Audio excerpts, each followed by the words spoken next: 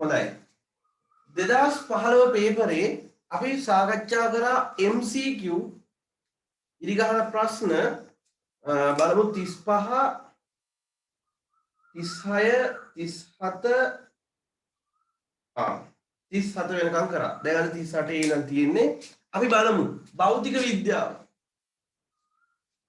ලොකු සම්භාවිතාවක් කියනවා ළමයිට මේ 37න් පස්සේ එන මේ භෞතික විද්‍යාව ප්‍රශ්න ගොඩක් අයට වරදිනවා. බලමු. මම ඔයාලට කියන්නේ භෞතික විද්‍යාව වල ඉගෙන ගන්න ඕනේ මේ දේ ඔළුවට දාගන්න. භෞතික විද්‍යා පාඩම් තමයි SFT වල වැඩියෙන්ම තියෙන්නේ.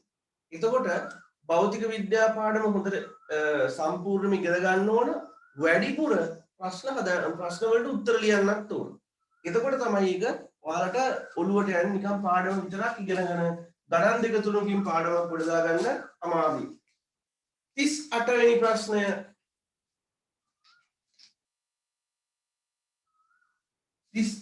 ප්‍රශ්නය වර්නියර් කැලිපරයක බාහිර හණු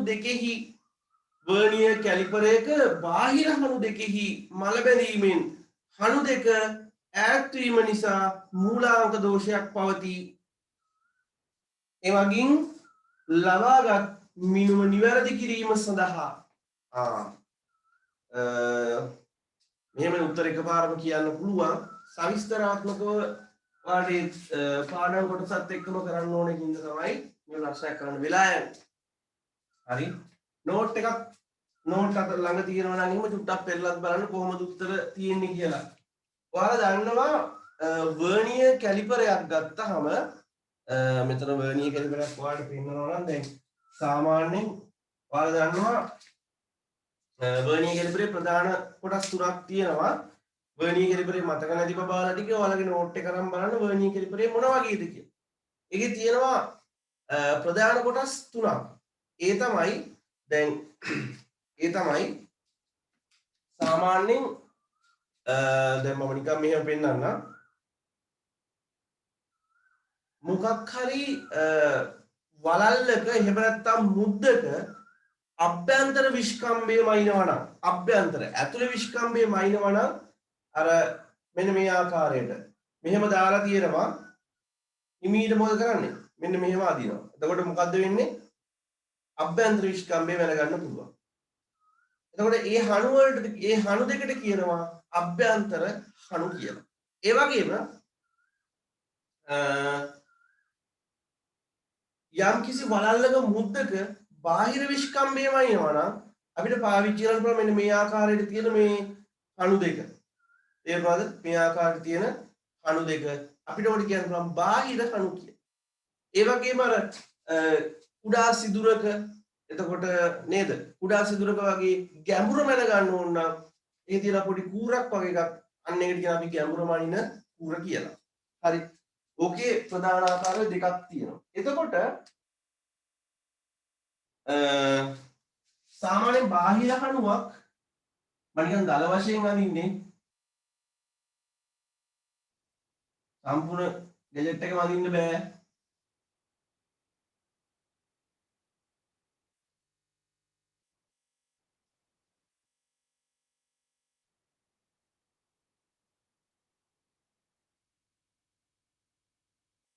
හරි. මේ බලන්න මේ බාහිර හණු දෙක මෙහෙම එකට ස්පර්ශ වෙලා තියෙන්නේ. මේකට ස්පර්ශ වෙලා තියෙන්නේ. එකට ස්පර්ශ වෙලා තියෙන්නේ. එතකොට අනිවාර්යෙන්ම මෙන්න මේ මෙහෙම එකක් තියෙනවා. මෙන්න මෙතන ඔයාලට පෙන්눔 කරන්න ඕන. ඔතන අනිවාර්යෙන් පෙන්눔 කරන්න ඕන. මෙන්න මෙහෙම. වර්නියර් පරිමාණය.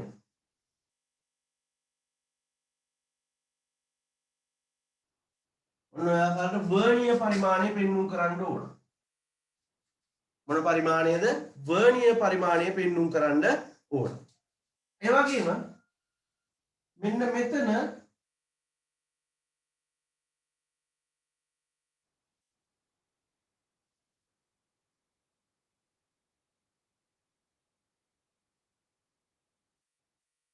ප්‍රධාන පරිමාණය පෙන්눔 කරන්නත් ඕන. මොන පරිමාණයද? ප්‍රධාන පරිමාණය පෙන්눔 කරන්න ඕන. එතකොට දැන් මෙහෙමයි. මට මේක බෑනේ. මට මේක තේරෙන්නේ නෑනේ. එහෙම හිතන හැටි දෙන එක විකල්ප තමයි තමන් ඉගෙනගත්ත නෝට් තියනවනේ ඔය වර්නියර් කැලිපර්. මේ මිනුම් උපකරණ පාඩමේ. ඒකේ නෝට් එක පෙරලා ටක් ගාලා බලන්න වර්නියර් කැලිපරේක රූප සටහන. මෙතනනේ සම්පූර්ණ අඳින්න බෑ. ඒකයි මම මේම කියලා දෙන්නේ. හරි. කිසි ප්‍රශ්නයක් නැහැ නේද? හරි. මෙන්න මේක මෙන්න මේ බාහිර හණු හරි තව පල්ලෙහෙන් තියෙන අභ්‍යන්තර හණු දැන් මේ විදිහට එකිනෙක ස්පර්ශ වෙනකොට අනිවාර්යයෙන්ම වර්නියර් බිඳුවත් එක්ක ප්‍රධාන පරිමාණයේ බිඳුව මොන පාත වෙන්න ඕනද?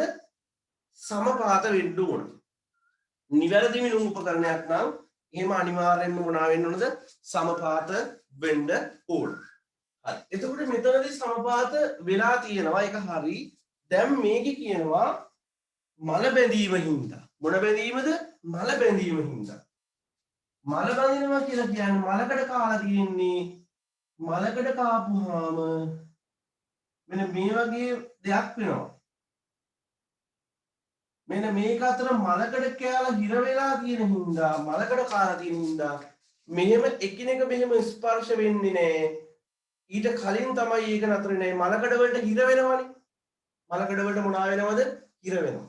එතකොට වර්නියර් පරිමාණ එතකොට මෙයා තව මෙහෙට ගිහිලා තියෙන්නේ. මෙන්න මේ හණුව මෙහෙට ගිහිල්ලා තියෙන්නේ. ඒ කියන්නේ වර්නියර් පරිමාණය චුට්ටක් ඉහළ ගිහිල්ලා තියෙන්නේ. එතකොට ඒක මෙන්න මේ ආකාරයට දිස්සෙයියෝ අර පැහැදිලිව පේන්න ඕනේ හින්දා ඔන්න ඔය ආකාරයට. දැක්කද?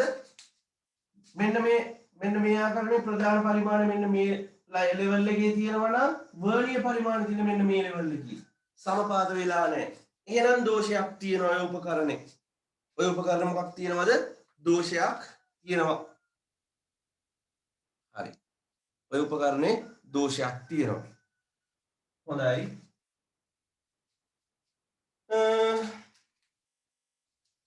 හොඳයි. ඔය උපකරණේ දෝෂයක් තියෙනවා. දැන් අපෙන් අහන්නේ ඒ දෝෂය අපි හොයාගෙන යම් මිනුමක් ගත්තොත් එහෙම ඒ දෝෂය ඒ අපි ගන්න පාඨාංකයෙන් අඩු කරන්න ඕනද එකතු කරන්න ඕනද කියලා. ওই දෙකෙන් එකක් වෙන්නේ නේ. හරි. මේ අහන්න. සාමාන්‍ය මේ මල බැඳීම නිසා මෙතනදී මේ මලකඩ වලට යම් පාඨාංකයක් මෙතන ඇවිල්ලා තියෙනවා නේද? මේ මලකඩ වලට මොන පාඨාංකයක්ද? යම් පාඨාංකයක් යම් මිනුමක් ඇවිල්ලා තියෙනවානේ. ඒක වැඩිපුර මිනුමක් ඇවිල්ලා තියෙනවානේ. වැඩිපුර මිනුමක් ඇවිල්ලා තියෙනවා කියන එකේ තේරුම අපි ඒකට කියනවා අර වැඩිපුර මිනුමක් ඇවිල්ලා තියෙන හින්දා ධන මූලාංක දෝෂය. මොන මූලාංක දෝෂයද? ධන මූලාංක දෝෂයක් කියලා. ඒ කියන්නේ වැඩි අගයක් එන්නේ අපිට. වැඩි අගයක් දෙයක් මැන්නොත් අපිට වැඩි උත්තරයක් එන්නේ. වැඩි උත්තරයක්. හරි. වැඩි උත්තරයක් ලැබෙන උපකරණයකින් දෝෂය මගහරවා ගන්න මේ දෝෂය මොනා කරන්න ඕනද හොයලා? ඉවත් කරන්න ඕන. ඒකට අපි කියනවා ඍණ ශෝධනයක් කියලා. ඍණ ශෝධනයක්. මොන ශෝධනයක්ද? ඍණ ශෝධනයක්. එහෙනම් ධන මූලාංක දෝෂයක් සහිත මිනුම් උපකරණයක ශෝධනය මොකද්ද? ඍණ. ඒ කියන්නේ වර්ධ නිවැරදි කරගන්න නම් දෝෂය අඩු කරන්න ඕන. ඒ වගේම තාම මේ බලන්න මේක මේ දෝෂය කොච්චරද? මෙන්න මේක තමයි දෝෂය වෙන්නේ. මෙන්න මේ ප්‍රමාණය තමයි මොකක් වෙන්නේද? දෝෂය වෙන්නේ. මෙන්න මේ ප්‍රමාණය තමයි මොකක් වෙන්නේද? දෝෂය වෙන්නේ. හරි. එහෙනම් හරි. මලකඩ කාපුවම වැඩි උත්තරයක් එනවා. ඒ වැඩි උත්තරය අපි පාඨාංකයෙන් මොනා කරන්න ඕනද? අඩු කරන්න ඕන. හරි. උත්තරය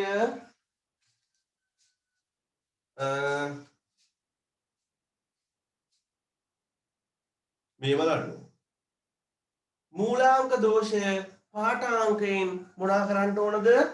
අඩු කරන්න ඕන. මූලාංක දෝෂයේ පාඨාංකේ මොනා කරන්න ඕනද? අඩු කරන්න ඕන. අඩු කරන්න ඕන.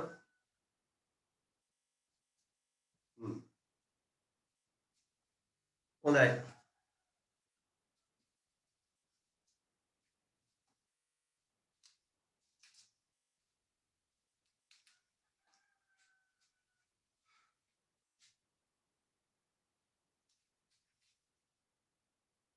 හරි. මේකෙන් ඔයාලට ප්‍රයෝජනයක් තියෙනවා කියලා හිතනවා නම් මේක මෙහෙමයි. ඔයාලා මේකට නිකන් උත්තරේ මෙහෙම දාගන්න එපා. මේ වගේ රූප කෑල්ලක් ඇඳගෙන මෙහෙමත් ඇඳගෙන මෙහෙම ලියාගෙන එතකොට මහා විදියට මතක හිටිනවා. හරි.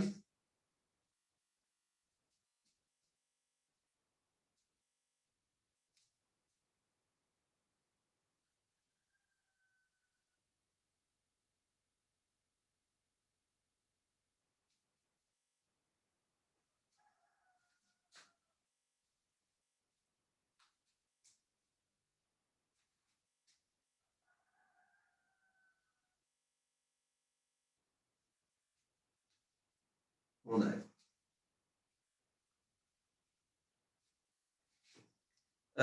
පොඩි කාරණා දෙක තුනක් තියෙනවා මතක් කරන්න. මේක ෆික්ස් ටයිම් එකක්. මේක 2021 2022 තියරි ළමයිට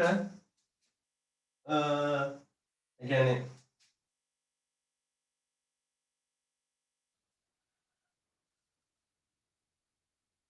මේ දීලා තියෙන ටයිම් එක කොහේ හරි ලියලා තියාගන්න. මේක දිගටම යනවා. මොකද මම හිතනවා ලේසි කියලා. මොකද තවත් ගුරු ගොඩක් වෙලාවල් වල දානවනේ. මෙන්න මේ ටයිම් එකට මම දාන්නම්. මොකද මට තියෙන මට සිග්නල් ප්‍රශ්නෙත් එක්ක බලපුවාම මම මේ ටයිම් එකට මම දාන්නම් දිගටම.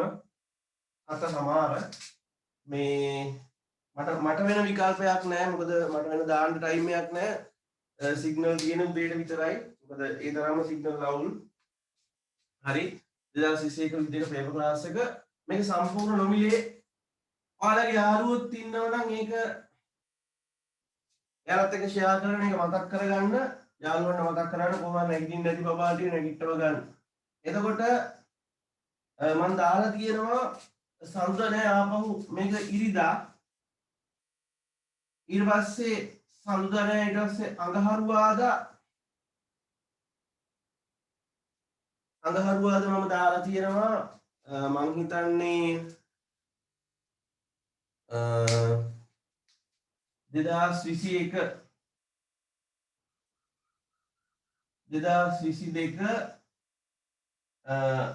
තියරි ක්ලාස් එකක් ඉමකර තෝරාගත්ත පාඩමක්. ඒක සම්පූර්ණයෙන්ම නොමිලේ. හරිද? ඒක සම්පූර්ණයෙන්ම නෙමෙයි. ඒක සහභාගී වෙන්න ඕනේ. ඒකට ඔයාලා මොකක් හරි පොතක් පෑනක් අනිවාර්යයෙන්ම ළඟ තියා ගන්න ඕනේ කරන්න. ඊට පස්සේ බදාදා 2021 2022 තියරි ඒනම් පෙයිඩ්. ඒ කියන්නේ මේ අර මගේ පන්තියන සභාවට විතරයි ඒක පිළිවෙලට යන එකක්. ඒ ටයිම් එක වෙනස් වෙන්නේ නැහැ. මේකත් මේ 5:04 තමයි එකම ටයිම්. ඊට පස්සේ බ්‍රහස්පතින්දා 2023 පටන් ගන්නවා.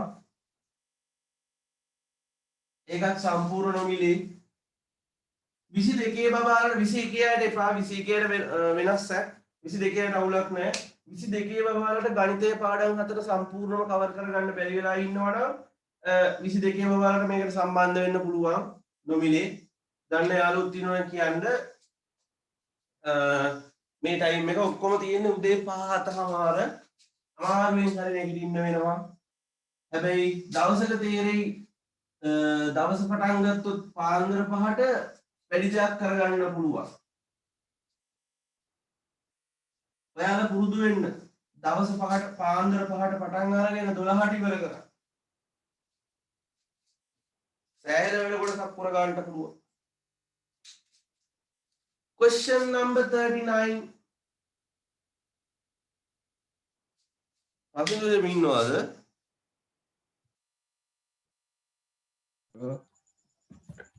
ඔව්ද? අවුලක් නැහැ නේ මේ පැහැදිලිනේ කතා කරගත්ත අයනේ. පැහැදිලි. හොඳයි හොඳයි. අපැහැදිලි වුණ ගමන් කියන්නේ කොහොමත් හත පැන්න ගමන් ටිකක් අවුල් වෙනවා. 39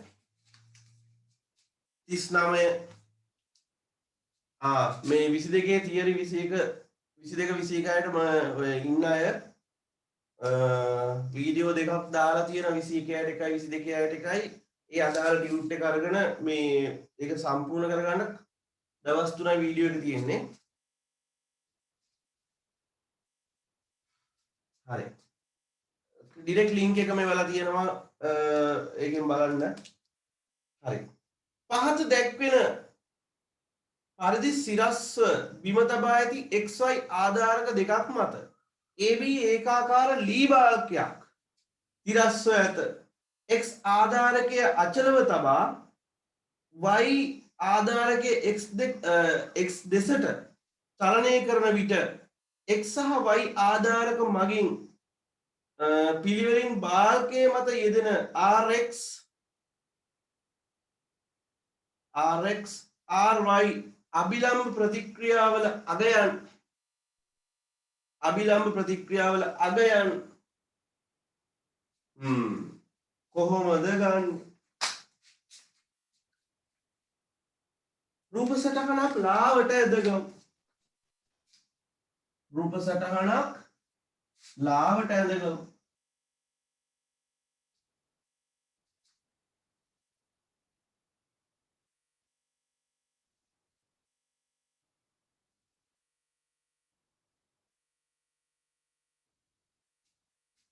හරි.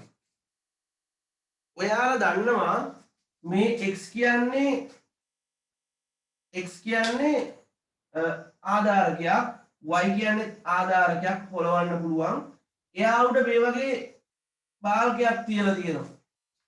එතකොට මේ බලය පාඩමට අදාළ එකක්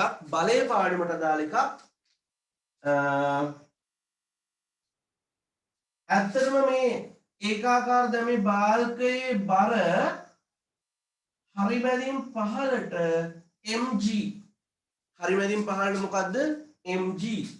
ඒ වගේම මතක තියාගන්න මෙන්න මේ x ආධාරකයේ මත ස්පර්ශ වෙලා තියෙන එතනින් ඉහළට rx කියලා අභිලම්බ ප්‍රතික්‍රියාවක් ඇති වෙනවා. ඒ වගේම y ආධාරකයේ මත මෙන්න මේ බාල්කයේ මෙතන ස්පර්ශ වෙලා තියෙන තැනින් ඉහළට ry කියලා අභිලම්බ ප්‍රතික්‍රියාවක් ක්‍රියාත්මක වෙනවා. දාගමු.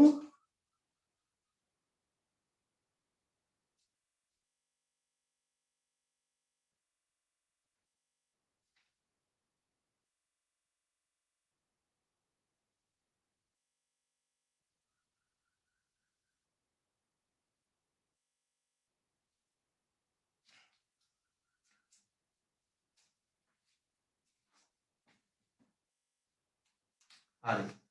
ඇඟට ගන්න මේ physics ගාන ඇඟට ගන්න. දැන් ඔයාලා නිකමට හිතන්න මේ x කියන්නේ කවුරු හරි ළමයි y කියන්නේ කවුරු හරි ළමයි. එතකොට x කියන්නේ කවුරු හරි ළමයි y කියන්නේ කවුරු හරි තවත් ළමයි. හරිද? එක්කෙනෙක් මෙහා කෙරෝලේ අනිත් එක්කෙනා එහා කෙරෝලේ මේ වගේ කේක් එකක් ලොකු බර කේක් එකක් කියලා හිතන්නකෝ කේක් එකක්. හරිද? කේක් එකක් එක්කෙනෙක් මේ කරේ ඉඳන් අනිත් එක්කෙනා මේ කරේ ඉඳන්. හරිද? ඔයාලට අත්දැකීම් ඇති. ඔය හරි ඔය කැලේකට පයින්නකොට හොර තැඹිලි කඩන්න හොර පොල් කඩන්න එහෙම කේක් එකක් උස්සයි යනවා. හරිද? කේක් එකක් උස්සයි යනවා. දැන් තනියම කේක් එක උස්සයි යන්න බෑනේ. ඉස්සරහින් එකයි පස්සෙන් එකයි. හරිද? ඔය ඉස්සරහින් යන එක අවුලන්නේ ඩ්‍රයිවිං ෂීට් එක නේ කියන්නේ ඉස්සරහින් යන එක තමයි එලවන් යන්නේ පාර හරවගෙන කරගෙන යන්නේ යා තමයි. පිටපස්සෙන් එක එන එක ආතල්මයි ගන්නෙ. ඇයි? ඌ ඉස්සරහට එනවා පස්සට එනවා සමහරලාට මොකද කරන්නේ? ඇවිදලා යනකොට එකපාරම නතර වෙනවා. නැත්තම් වේගින් ඇවිදලා යනවා. ඔය වගේ ආතල් දෙනවා. ඊට පස්සේ ඉන්න එක එහෙම තමයි. හරිද? ඒ කියන්නේ දැන් මේ බලන්න එක එකක් ඈ හරිද? එකක්. මම දැන් නිකන් මේක වෙනස් කරන්නම් කොහොමද? මේවා හරි ප්‍රායෝගිකයි. ප්‍රායෝගිකව ඇඟට ගන්න. හරි. එතකොට හරි බැලන්ස් එකේ මේ ළමයි දෙන්න කෙක්ක අරගෙන යනවා කියලා හිතන්නකෝ. දෙන්නටම දැනෙන්නේ සමාන බරක්. දෙන්නටම දැනෙන්නේ මොකද්ද? සමාන බරක්. එයි දැන් ඔයාලා දන්නවා ඕනම දණ්ඩක බර ක්‍රියාත්මක වෙන්නේ කොහෙටද? හරි මැද ඉඳන් පහළට. හැබැයි ඒකාකාර දණ්ඩක් ගත්තොත් එයාගේ බර ක්‍රියාත්මක වෙන්නේ කොහොමද? හරි මැදින් පහළට. දැන් නිකමට හිතන්න මේ බර ක්‍රියාත්මක වන ලක්ෂයේ සිට x ට තියෙන දුරත් බර ක්‍රියාත්මක වන ලක්ෂයේ සිට y ට තියෙන දුරත් මොකයි වෙන්නේ? සමානයි. දෙන්නටම දැනෙන්නේ සමාන බරක්. හරි. එතකොට මේ බලන්න මෙයා දැන් ඉස්සරහට දැන් බලන්න මෙයා තව යුට්ටක් ඉස්සරහට එනවා. මෙයා එන්න ඉස්සරහට එනවා. මෙයා එන්න ඉස්සරහට එනවා කියන්නේ කියලා කියන්නේ හොඳට කල්පනා කරන්න. මෙයා එන්න ඉස්සරහට එනවා කියලා කියන්නේ මෙයා බර කියන ලක්ෂයට මේ බර ක්‍රියාත්මක ලක්ෂයට ලං වෙනවා කියන එක. බර ක්‍රියාත්මක ලක්ෂයට මොනවා වෙනවද? ලං වෙනවා. හරිද? දැන් මම මේ MCQ එකට අදාළව නිකම් ප්‍රායෝගිකව භෞතික විද්‍යාත්මකවත් ඔක පහදන්න පුළුවන්. ලං වෙනකොට මේකට දැනෙන බර ගතිය වැඩි වෙනවා. මොකද වෙන්නේ? වැඩි වෙනවා. මෙයා මෙහෙට එද්දි මොකද මේ බර ක්‍රියාත්මක ලක්ෂ්‍ය මෙයාට ලං වෙනවනේ. එතකොට මෙයාට දැනෙන බර වැඩි. මෙයාට දැනෙන බර මොකද වෙන්නේ? අඩුයි. හරිද? හේතුව තමයි මේ බර ක්‍රියාත්මක වන ලක්ෂයේ සිට මෙන්න මේ අභිලම්බ ප්‍රතික්‍රියාවට දක්වන අර පූර්ණය බල පූර්ණ කියන මූල ධර්ම තමයි උතන බලපාන්නේ. මොකද මෙන්න මෙතන ඉඳන් මෙතනට තියෙන يعني මේ දුර සලකලා ක්‍රියාත්මක වන පූර්ණය තියෙනවනේ. එතකොට එතන ඉඳන් මෙතනට තියෙන පූර්ණයයි මෙතන තියෙන පූර්ණයයි වෙනස්. මොකද මෙයා ලං වෙනවා කියන්නේ පූර්ණය අඩු වෙනවා. එතකොට මෙයා ලං වෙනවා කියන්නේ යාට සාපේක්ෂව මෙයාගේ දුර වැඩි කියන එක. එතකොට මෙයාගේ අභිලම්බ ප්‍රතික්‍රියාව මොකද වෙන්නේ? අඩු වෙනවා. දැන් ඒක මෙතන හැටියට ටිකක් බරපතල වැඩිනේ. එයින් මොකද කියන්නේ? මෙයා මේ ඉස්සරහට එනකොට එයා මේ බර කියන එක බර ක්‍රියාත්මක ලක්ෂණ ලං වෙනවනේ. ඒ ලං වෙනකොට මෙයාට දැනෙන බර වැඩි. එතකොට මේ දුරට සාපේක්ෂව මෙතන ඉඳන් මෙතනට තියෙන දුර මොකද වෙන්නේ? එන්න වැඩි වෙනවනේ.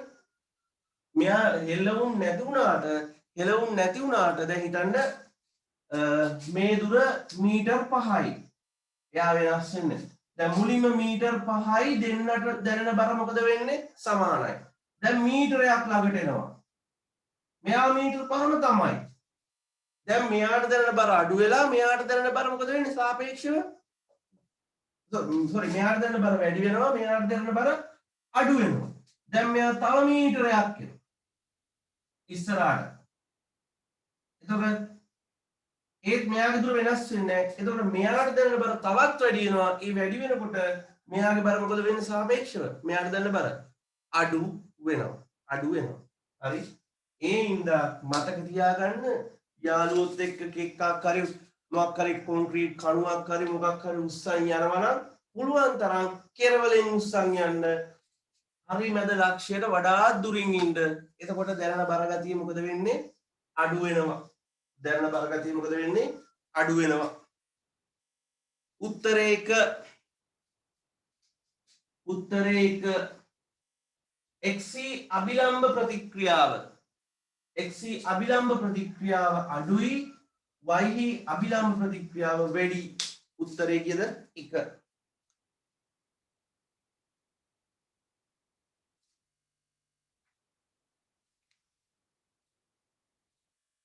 සුපිරිම භෞතික විද්‍යා ප්‍රශ්නයක් හොඳට පැහැදිලි කරන්න පුළුවන් කෙක්කෙන්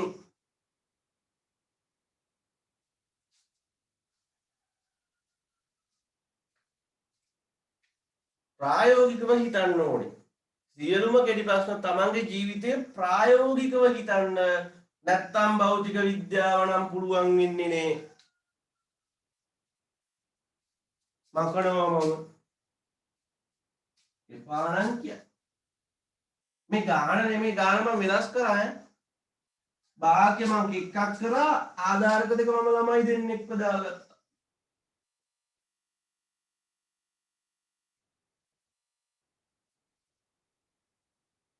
තව ඊටෙක් කරන බබාලට වැඩියෙන් ඊටෙක් කරන බබාලට මේක වැඩිපුර තේරෙයි කියලා මම හිතනවා. දැන් මේ හිතන්න මේ අහිංසක වර්ගයේ මෝටර් රථයක් කියලා. ඕම් මෝටර් රථය. හරි. උතරස්ත ඔය කතන්දරේනේ තියෙන්නේ. මෙන්න මේක මේ හරිය එන්ජිම. හරි.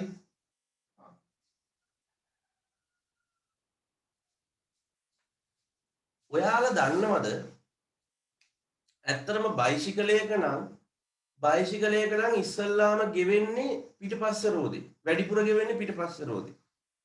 ඇයි? බලය ලබා දෙන්නේ පස්ස රෝදෙට. ඒවට තමන්ගේ වටිනා පස්ස බයිසිකලයේ තියලා වැඩි බරක් ලබා දෙන්නේ පස්ස රෝදෙට. එතන පස්ස රෝදේ ගෙවෙනවා වැඩි. හරි. ඒ වගේම වාහනයක කාර් මේ මම කියන ලොරි වල නෙමෙයි කාර් වගේ වාහනවල කාර් වෑන් වගේ දේවල් වල වෑන් කියන්නේ සාමාන්‍ය අලුත් වාහනවල ඉස්සරහා රෝදේ තමයි ඉස්සරහා රෝද වලට තමයි බලය ලබා දෙන්නේ. මොකද ඉස්සරහා රෝදේ ගෙවෙන ප්‍රමාණය වැඩි. ඒ වෙන කතාවක්. නමුත් එන්ජිමත් ඉස්සරහා තියෙන හින්දා මේ වාහනේ හරිමැදින් බෙදුවොත් සමානව දෙකට වැඩි බරක් ලැබෙන්නේ මෙන්න මේ පැත්තට. ඒ හින්දා ඉස්සරහා තමයි කොහොමත් වැඩිපුර ගෙවෙන්නේ. ඉස්සරහට ලැබෙන බලය වැඩි. බර වැඩි. එතකොට මේ මොනවාද රෝද මත ක්‍රියාත්මක වන අභිලම්බ ප්‍රතික්‍රියාවක් මොකද වෙන්නේ? වැඩි වෙනවා. හරිද?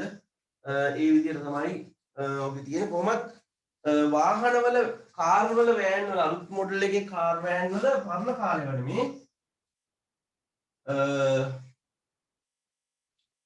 ඉක්මනටම ගෙවෙන්නේ ඉස්සරහ රෝද.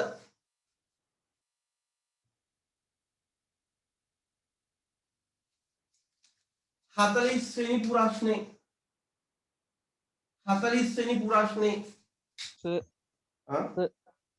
ඔය කලින් මේ දැන් හදපු ගානේ X වල අභිලම්බ ප්‍රතික්‍රියාව මේ අඩු වෙනවද? ඔව්. හරි වෙනස් වෙන්නේ මේ වෙනස් වෙනවනේ කියන්නේ. ඔව් සාපේක්ෂ මොකද දැන් ඇත්තටම දැන් මම කිව්වනේ දැන් මගේ ළමයි දෙනක් එක්ක එහා කෙරවලුයි මෙහා කෙරවලුයි සමසමව අරන් යනවා නම් කරේ දිහා යනවා නම් දෙන්නට මොකද වෙන්නේ? දෙන්නටම දැනෙන අභිලම්බ ප්‍රතික්‍රියාව සමානයි. හරිද? ඔය අභිලම්බ ප්‍රතික්‍රියාව කියන එක තීරණය වෙන්නේ කොළුවෝ මෙන්න මේ දණ්ඩේ බරටනේ. දණ්ඩේ බරට. දැන් ඒ කියන්නේ දණ්ඩේ බර නිව්ටන් 100යි කියලා හිතන්න. නිව්ටන් 100යි. දැන්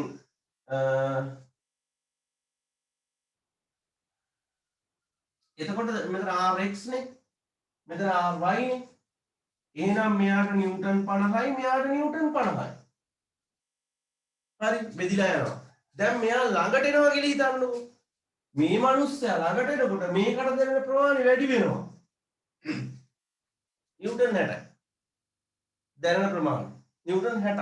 එතකොට මෙයාගේ 50ක් වෙන්නේ දුර වෙනස් වුනේ නැති වුණාට මෙයාගේ දුර වෙනස් නොවුනට මේ දුර වෙනස් නොවුනට මෙයාට දැනෙන ප්‍රමාණය වෙනස් වෙනවා. ඇයි? අනිවාර්යෙන් 40ක් වෙනවා. මොකද බර 100යිනේ. මෙතන 60ක් වෙනවා නම් මෙතන 40 වෙන්න ඕන. ඒක. එතකොට මෙයාට දැනෙන ප්‍රමාණය සාපේක්ෂව අඩු වෙනවා. දුර වෙනස් වුනේ නැති වුණාට. ප්‍රායෝගිකයි ඒක.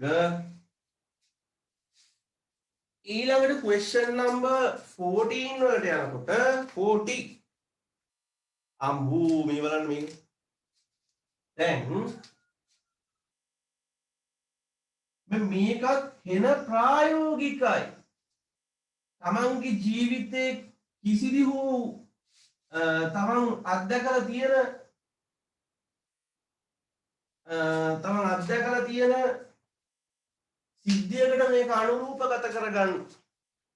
හැබැයි ඉතින් ගෙවල් වල කිරි බබාලා විදියට හැදෙන කට්ටිය නම් ඕවා තේරෙන්නේ නැහැ. මොකද වැලි ඇටයක්වත් පෑගෙන්නේ නැතුව එහෙම බෑ.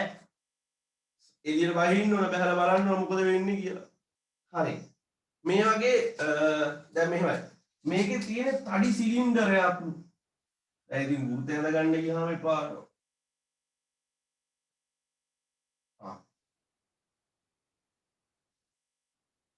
මෙන්න මෙහෙම හරස් පෙනුම පැත්තේ නම් බලපුවම පේන විදිහ තඩි බැරල් එකක් කියලා හිතන්නකෝ. තඩි බැරල් එකක් කියලා හිතන්නකෝ කිසි ප්‍රශ්නයක් නැහැ. හරි. කොහොමත් මේ බැරල් එකේ බර හරි මැදි ඉඳන් කොහෙටද පහළට. බර මම W කියලා සටහන් කරා ප්‍රශ්නයක් නැහැ. බැරල් එකේ බර හරි මැදින් පහළට. හරිනේ. හොඳයි. එතකොට දැන් හිතන්න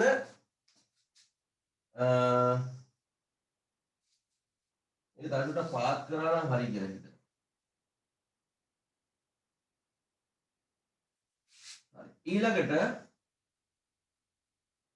මෙන්න මේ ලෙවල් එකේදී මේක E ලක්ෂය කියලා සටහන් කරනවා. ඒ වගේම හරි මැද ලක්ෂය හරහා බලයක් ලබා දෙන එක D. මෙතනින් මෙහෙම C මෙන්න මෙතනින් මෙහෙම B.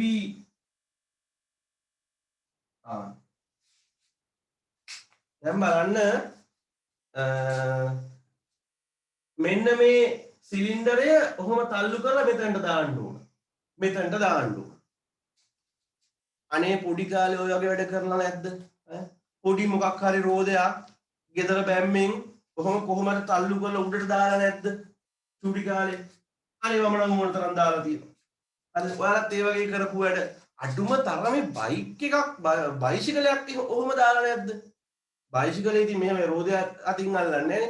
අපිට මේ වෙලාවේ බැරල් එකක් හරි ඔහොම තල්ලු කරගෙන බැරල් එකක් හරි එහෙම නැත්නම් එකක් හරි රෝදයක් වගේ දෙයක් තමයි සලකන්න වෙන්නේ මේ වෙලාවේ.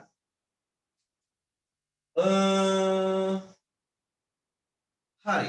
දැන් තල්ලු කරලා දාගන්න ඕන එහා පැත්තට. එතකොට අඩු බලයක් දීලා. ඒ කියන්නේ අඩු වෙහෙසක්. අඩු ශ්‍රමයක් පාවිච්චි කරලා අඩු බලයක් පාවිච්චි කරලා මෙයාව එහා පැත්තට තල්ලු කරනවා නම් බලය ලබා දිය යුතු සුදුසුම ස්ථානය කොතනද? බලය ලබා දිය යුතු සුදුසුම ස්ථානය කෙනෙක්ට පුළුවන් මේ යටින් ඉඳගෙන මෙහෙම තල්ලු කරන්න. ඔයාලා නිකමට හිතන්න ප්‍රායෝගිකව හිතින් තල්ලු කරලා බලන්න. බුදු අම්මේ ටිකක් විතර අමාරුයි. හරි. D කියන ලක්ෂයෙන් හරි මැද්දෙන් D කියන ලක්ෂයෙන් හරි මැද්දෙන් කොහොම තල්ලු කරන්නේ? ඒ වගේම C කියන ලක්ෂයෙන් කොහොම තල්ලු කරනවා? ඒ වගේම D කියන ලක්ෂයෙන් ඔය විදිහට බලයක් දෙනවා. ඔයාලම හිතන්න මොකක්ද? උත්තරේ මොකක්ද? තව බලයක් තියෙනවනේ. කවුරු හරි මෙහෙන් අදිනවත් එක්ක ඒ කියන්නේ මේ එක්කෙනෙක් මෙතනින් මෙහෙම අදිනවා මෙතනින් තල්ලු කරනවා මෙතනින් මේ ආකාරයට මෙන්න මේ ආකාරයට තල්ලු කරනවා මේ හරියෙන් හරි කෙලින් තල්ලු කරනවා ඒ වගේම මෙතනින් තල්ලු කරනවා. මොකද්ද මෙතනදී සීන් එක?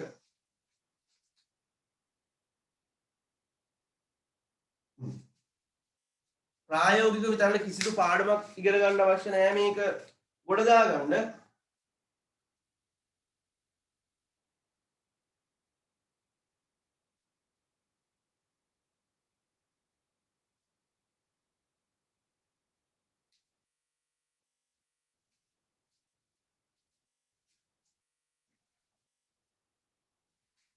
මොකද්ද ලේසිම දේ?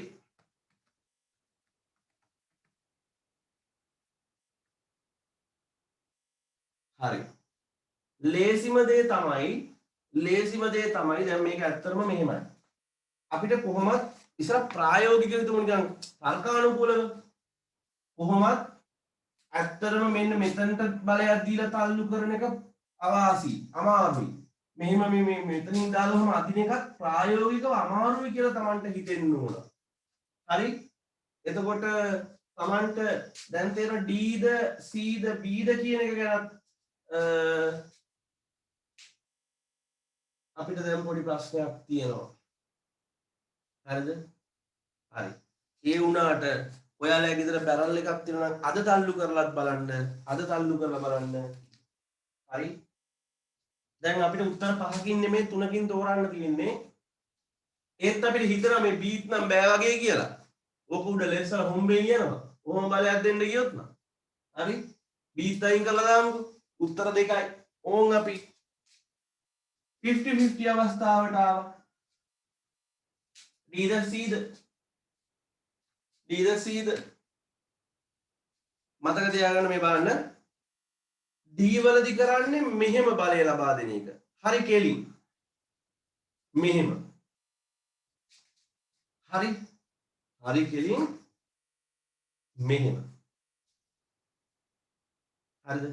එහෙම ලබා දෙනකොට ඇත්තටම මෙන්න මේ ගැට්ටේ මේක තද වෙනවා කියලා කියන්නේ ඒක ඇත්තටම මේ මතක තියාගන්න මේ ස්පර්ශිත පෘෂ්ඨ වලින් මේ පෘෂ්ඨ වලට ලම්බකව තමයි ප්‍රතික්‍රියා බල ක්‍රියාත්මක වෙන්නේ මේ විද්‍යාත්මකව හරිද?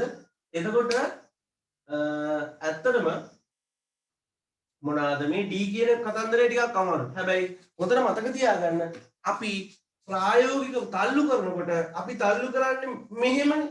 නිකන් රෝල් වෙලා යන්න පුළුවන් වෙන විදිහටනේ. මෙතනදී අපි D වලදී කරන්නේ බැරල් එක කොහොම තල්ලු කරනවා. මෙහෙම තල්ලු කරනවා. තල්ලු කරාට යන්නේ මේ ගැට්ට හිර වෙනවනේ.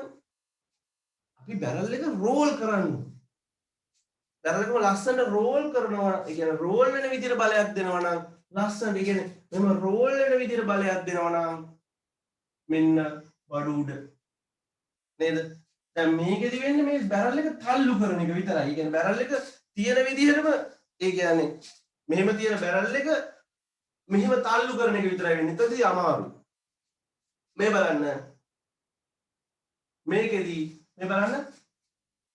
මේ බලය දෙන විදිහෙන් මේ බලය දෙන ආකාරයට ඔයාලට තේරෙන්න ඕන මේ බලය දෙන විදිහට මේ බැරල් එක රෝල් වෙවි යන්නේ. රෝල් වෙනකොට තමයි මෙයා ලස්සන මේ ගැට්ටෙන් ඔහම මොනා වෙන්නේද?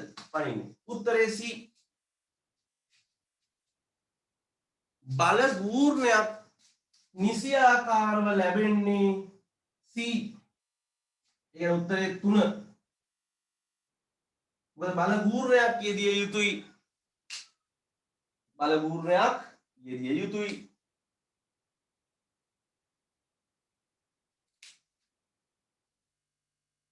බලගූර්ණයක් යෙදිය යුතුයි.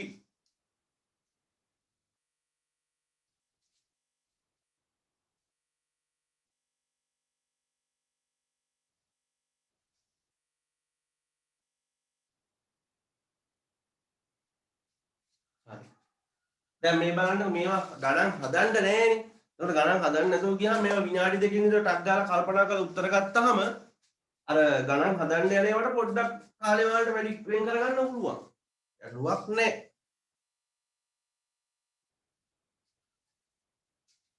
හොඳයි. මකනවා. එහෙනම් මේ ක්‍රියාවලිය මොකද බැරල් එක අපි බැරල් එක පිටින් තල්ලු කරනකොට වඩා බැරල් එක රෝල් කරන එක තමයි හොඳම වැඩි. බැරල් එක රෝල් කරන්න අපිට බලයක් ලබා දෙන්නවා නම් C ලක්ෂයට තමයි ලබා දෙන්න සුදුසුම වෙන්නේ.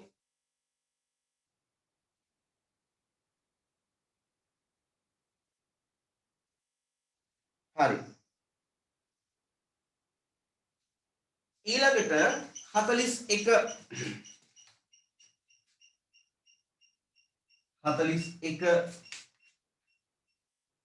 මෝටර් රථ එන්ජිමක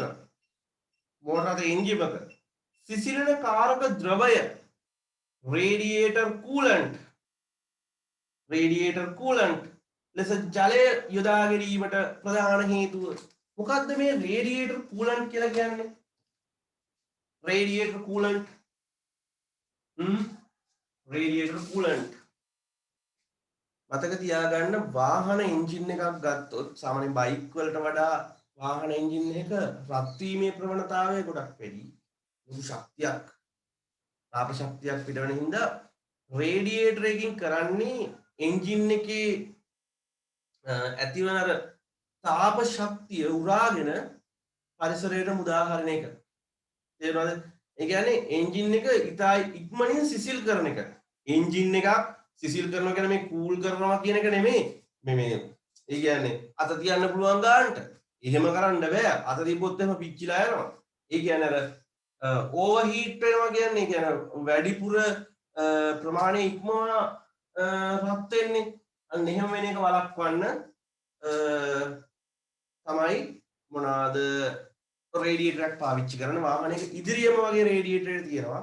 ඒ රේඩියේටරේට වතුර දානවා. ඇත්තටම මෙහෙමයි. වතුර පාවිච්චි කරාට දැන් වතුර වලට එහා ගිය තවත් ද්‍රවයක් පාවිච්චි කරනවා අපිට කියන කූලන්ට් කියලා.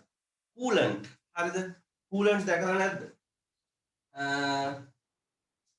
හරි. මේ තියෙන කූලන්ට් එකක්. මේ තියෙන රේඩියේටර් කූලන්ට්. හරි. මේක ඇවිල්ලා මේ සාමාන්‍යයෙන් මේ ලීටර් 2 කෑන් එක මේක ඇතුළේ ඇවිල්ලා මේ කොළ පාටයි නිල් පාටේවත් තියෙනවා. වාහනේ ඉස්සරහා බොනට් එක ඇරලා රේඩියේටර් මේ අර රේඩියේටරේට කියන රේඩියේටර් ටැංකියක් තියෙනවා. මේ මොන ප්ලාස්ටික් ටැංකියක්. ඒකට තමයි කූලන්ට් පුරවන්නේ. ජලයට වඩා කූලන්ට් දාන එක හොඳයි මේ මොනවාද සාමාන්‍ය කාර් වල වගේ නම් කූලන්ට් තමයි දාන්නේ. මම වතුර දාන්නේ නැහැ වගේ කෙනා. මේ මොනවාද එහෙම වුණාම අර හීට් වෙන ප්‍රවණතාවය අඩුයි. එතකොට මම හිතන්නේ කූලන්ට් වල තියෙන ජලය තමයි මහරි තව රසායනික ද්‍රව්‍ය මිශ්‍ර කරලා. ඉතින් ඒකෙන් මේ ඇත්තටම ඒකේ මොකද්ද මේ ඒක දාන්න හේතුව? ජලය පාවිච්චි කරන්න හේතුව. ඔකට දාන්න පුළුවන් වෙනත් මොනවා හරි අඩු මුදලට කියන්නේ වතුර නොමිලේනේ. මේ ඔකට මොනවා හරි හිතන දෙයක් දාන්න පුළුවන් වෙන පැනයක්. අපිට දාන්න පුළුවන් වරක්කු දාන්න පුළුවන්. එහෙම නැත්නම් භූමි තෙල් පෙට්‍රල් වගේ දේවල් දාන්න පුළුවන්. එහෙම නැත්නම් පොල් තෙල් දාන්න පුළුවන්. ඒ වතුර දාන්න. වතුර වල ජලයේ මෙන්න මෙයා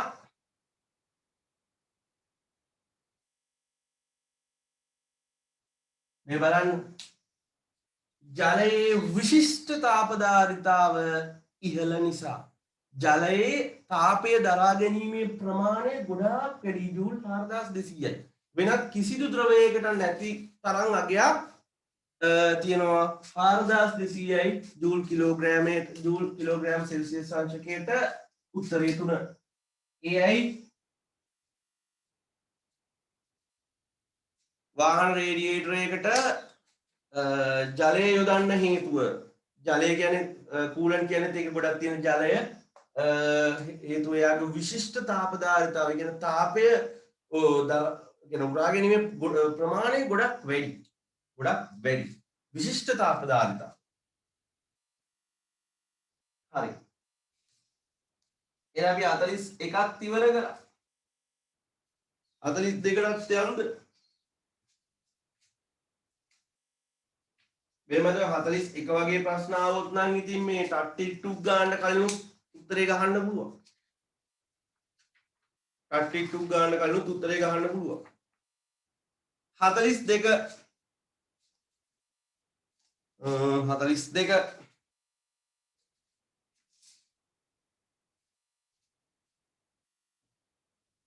දැන් බලන්න මේ ෆිසික්ස් ප්‍රශ්න ඔයාලා හිතනවට ඇත්තටම ප්‍රායෝගිකව හිතනවා නම් මේ ෆිසික්ස් ප්‍රශ්න IT ප්‍රශ්න වලට වඩා ගොඩක් ලේසි. ඇත්තටම උතරදී අමාරු ප්‍රශ්න ටික IT ප්‍රශ්න ටික. කොහෙන් අහනවද කියලා හොයාගන්න බෑ. 42 කර්මාන්ත ශාලාවක භාවිතා කරන 230 වෝල්ට් ප්‍රධාන සැපයුම. මොකද්ද ප්‍රධාන සැපයුම කියලා කියන්නේ? ශක්තිය ලබා දෙන ප්‍රධානම සැපයුම. දැන් අපේ ගෙදර අපේ නෙමෙයි ඔයාලගේ වලලත් ශක්තිය ලබා දෙන ප්‍රධාන සැපයුමට අපි කියනවා මේ ප්‍රධාන සැපයුම මොකද්ද? විදුලියනේ. විදුලියේ එතනදී ඔයාලට වෝල්ටීයතාවය වෝල්ට් 230යි. වෝල්ට් කිය හරියටම 230යි නෙමෙයි පොඩි ගණනක් වෙනස් වෙනවා. ප්‍රධාන සැපයුම කියන්නේ ඒක. දැන් මේ ප්‍රධාන සැපයුම හරහා තමයි ඔයාලා ඔය ලයිට් අනම්මනම් දාගෙන ඉන්නේ. 230යි. ප්‍රධාන සැපයුමකින් ක්‍රියාත්මක කරන මොකද්ද? විදුලි පංකාව. විදුලි පංකාවක ක්ෂමතා ප්‍රමාණය වොට් 100යි. එහෙනම් විදුලි පංකාවක් තියෙනවා. ඒකේ වොට් අගේ කීයද වොට්? 100යි. වොට් 100යි. වොට් 100යි. විදුලි පංකාවක් ගැන ෆෑන් එකක්. මෙම පංකාව සඳහා වඩා සුදුසු විලායකය වන්නේ. මොකද්ද විලායකය කියන්නේ? මොකද්ද විලායකය කියන්නේ?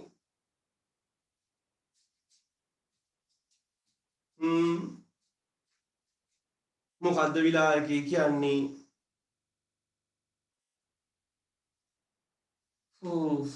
ධාරාව පාලනය කරන්න යොදන ආරක්ෂිත මෙවලමක්. හරි? ඒ කියන්නේ ධාරාව කරන්ට් එක නේද? දැන් අපි මේ වයර් හරහා විදුලියක් ගමන් කරනවා. නේද? එතකොට ඔයාලා ෆෝන් චාර්ජර් වල කේබල් හරහා විදුලියක් ඒ කියන්නේ ධාරාවක් ගමන් කරනවා. එතකොට ලැප්ටොප් චාර්ජර් හරහා ධාරාවක් ගමන් ගලනවා.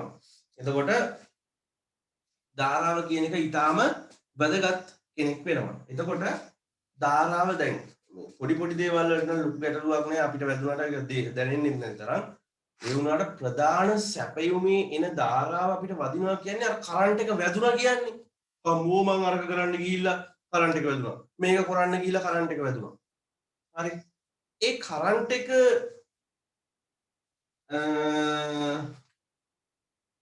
නේද? ඒ කරන්ට් කියන ඒ જાතිය පාලනය කරන්න පුළුවන් උපකරණයකට අපි කියන විලායකය.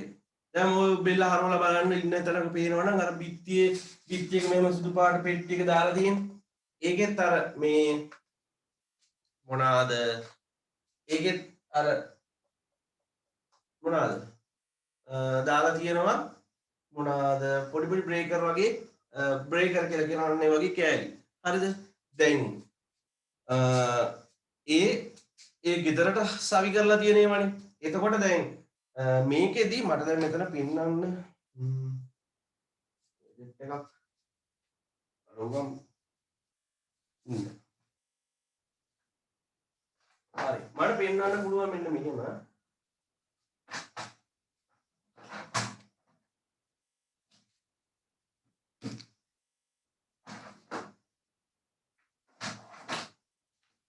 ඒ කියන්නේ ගෙදර දැන් නිවසේ විදුලි ධාරාව පාලනය කරන්න පුළුවන්. ඒ කියන්නේ නිවසට මුලින්ම එන ධාරාව පාලනය කරන විලායකයේ තියෙන එළියේ මීටරේ ගාව.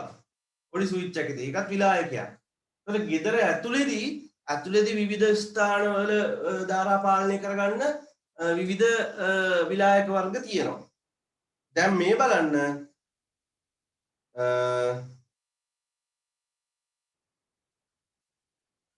මේ ඇවිල්ලා ඔයාලට තේරෙනවා ඇති මේ ඇවිල්ලා මොකද්ද? මේ ඇවිල්ලා ප්ලග් මේකට අපි කියනවා මේ පවර් කේබල් එකක්. පවර් කේබල් එක. මේක මම මගේ printerයට විදුලිය සපයන පවර් කේබල් එක.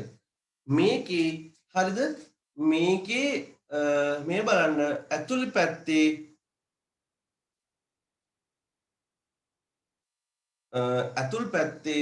රතු පාට කෑල්ලක් ඇතුළේ මොකද්ද මන්ද ගැජට් එකක් තියෙනවා. හරි? බලන්න.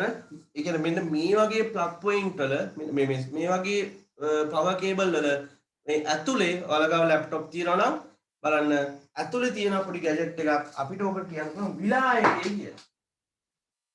හරි? විලායකය කියලා. හරි? එතකොට ඒ තේරෙන්නේ නැත්නම් දෙයියනේ ෆියුස්. මොකද්ද? ෆියුස්. හරි. එතකොට fuse එක දැන් හිතන්න ලොකු කරන්ට් එකක් ආවොත් ලැප්ටොප් එක හානි වෙන්න කලින් ලැප්ටොප් දැන් ඇත්තටම මේ දැන් ලැප්ටොප් එක ගමු ලැප්ටොප් එකේ පවර් කේබල් එක තියෙනවනේ පවර් කේබල් එකෙත් මැද්දේ පොඩි ගෙඩියක් වගේ කොටුවක් වගේ කෑල්ලක් තියෙනවනේ නේද ඕක වටිනවා හරි ඒ හින්දා දැන් බලන්න අර පවර් කේබල් එකේ මුලින්ම ෆියුස් එකක් තිබ්බහම කරන්ට් එකක් වැඩිපුර આવත් මේ ෆියුස් එක පිච්චෙනවා. එතනින් එහාට කරන්ට් එක එන්නේ නැහැ. ලැප් එකත් බේරෙනවා. අර මේ මොකද වෙන්නේ? ලැප් එකේ චාර්ජරෙත් බේරෙනවා. හරි. ඒ වගේ තමයි. එතකොට මේ ෆෑන් එකක් ගත්තාම ෆෑන් එකක් ඇතුලේ මොකක්ද ෆියුස් එක. වැඩි කරන්ට් එකක් ආවොත් ඒ එන කරන්ට් එක පාලනය කරන්න ෆියුස් එකක් තියෙනවා. හරි. මෙහෙමයි. ඒ ෆියුස් වලින් කරන්නේ අනවශ්‍ය ධාරාවක් ආවොත් ඒ ෆියුස් එක මොකද වෙන්නේ? කැල්ල යනවා. මෙන්න මෙහෙම ආකාර දෙකක් තියෙනවා ෆියුස් වල. මේ චූටි වීදුරු බෝතලේ වගේ සයිස් එක නිකන් ඇති. ඇත්තටම සයිස් එක කිව්වොත් සෙන්ටිමීටර් 2ක් විතර දිග ඇති උඩරිම. මේක ඇතුලේ මෙන්න මෙහෙම කම්බියක් තියෙන්නේ. ඔය ෆියුස් එක තමයි ටෙස්ටර් අර නියන් තියෙන්නේ. ටෙස්ටර් නියන් විතර පෙන්නන්නත් නැහැ. හරි. ටෙස්ටර් නියන් වල ඇතුලේ අර ලයිට් එකක් වගේ පත් වෙන බල්බ් එකක් වගේ. ආන් ඒක එකක් ෆියුස් එකක්. මෙන්න මේ වගේ ගැජට් එකක් මේක වීදුරු වලින් සකස් කරලා තියෙන්නේ. දෙපැත්තේ තහඩු දෙකක් එක්ක. එහෙම නැත්නම් ඔය වාහන වල නම් ෆියුස් ගොඩාක් තියෙනවා මෙන්න මෙහෙම.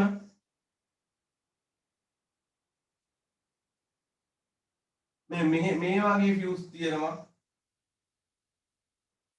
මේ වගේ ඔය වගේ ෆියුස් කෑලි තියෙන ප්ලාස්ටික් වගේ කෑලි මේක නම් තහඩු කොහොම තියෙනවා. හරි ඔය දැන් විශේෂයෙන් ගෑල්ලා වගේ වැඩි අවබෝධයක් නැහැ. මේකෙදි දාන්න වෙන්නේ ක්ෂමතාවය දීලා තියෙනවා විභවාන්තරය දීලා තියෙනවා. එහෙනම් අපි මෙන්න මේ සූත්‍රය දාමු. P = IV ඔය 11 වසරෙත් ඔය සමීකරණය කියලා දීලාදී. ක්ෂමතාවය සමානයි ධාරාව වැඩි කිරීම විභවාන්තරය. ක්ෂමතාවය සමානයි මොකද්ද? ධාරාව වැඩි කිරීම විභව අන්තරය. හරි. අයිව හොයන්න යන්නේ ක්ෂමතාවය CI ධාරාව දන්නේ නැහැ බෙදනවා 230න් බිඳුවක් කැපෙනවා 10 බෙදනවා නම් කීයෙන්ද 23යි මේ ගුණ කිරීමේ 23 මෙහෙට එනකොට බෙදීමේ 23ක් වෙනවා.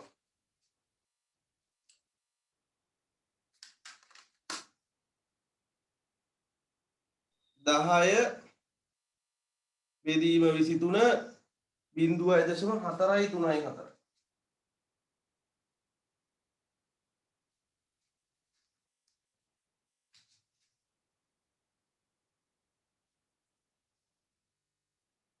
ඇම්පියර් අම්මා. හරි. දැන් බලන්න උත්තරවලට ඉන්නවා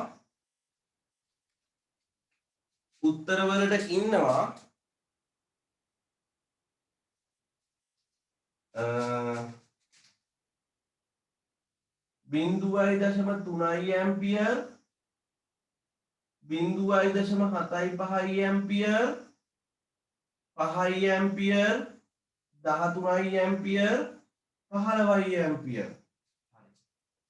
දැන් සාමාන්‍ය දැන් බලන්න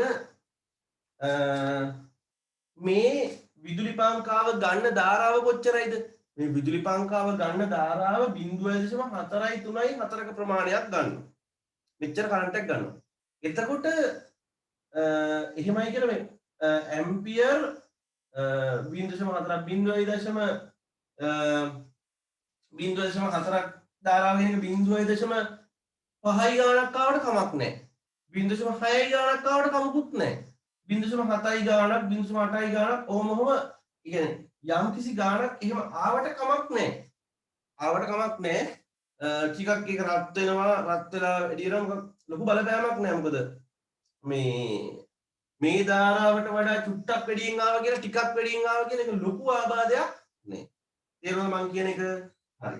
ඒ කියන්නේ 0.4 0.5ක් ආවට කමන්නේ නැහැ 0.6ක් ආවට කමන්නේ නැහැ 0.7ක් ආවට කමන්නේ නේද?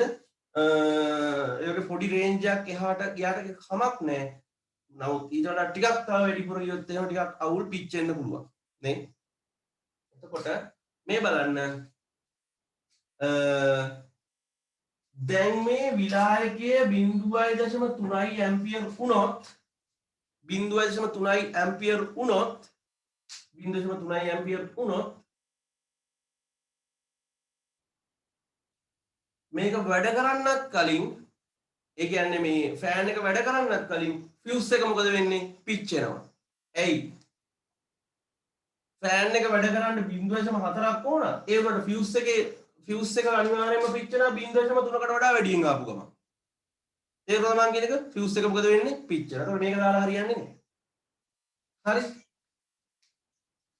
ඊළඟට ඇම්පියර් 5 13 15 ඇම්පියර් 5 13 15 කියන්නේ ගොඩක් වැඩි ඒවා. ගොඩාක් වැඩි ඒවා. තේරෙනවද?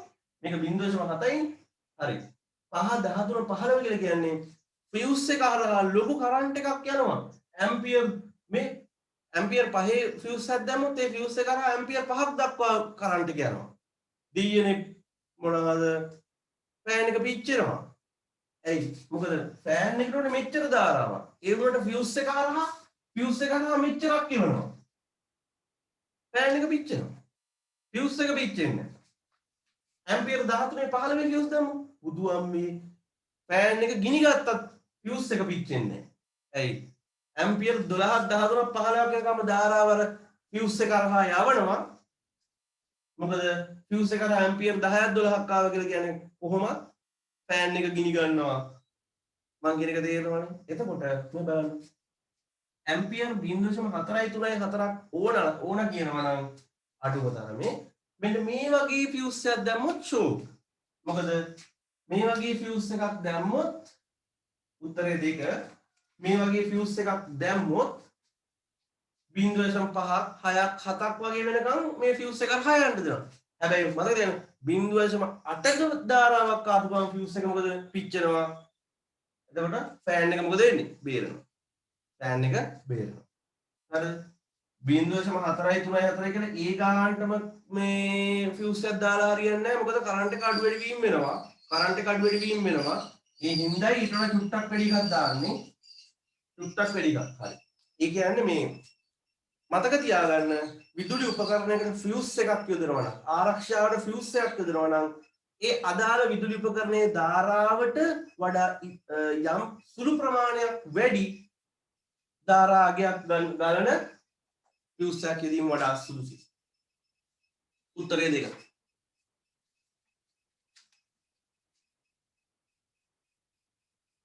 උත්තරේ නම්බර් 2. අදාගන්න ගාන තර්කානුකූලව ගත්තේ.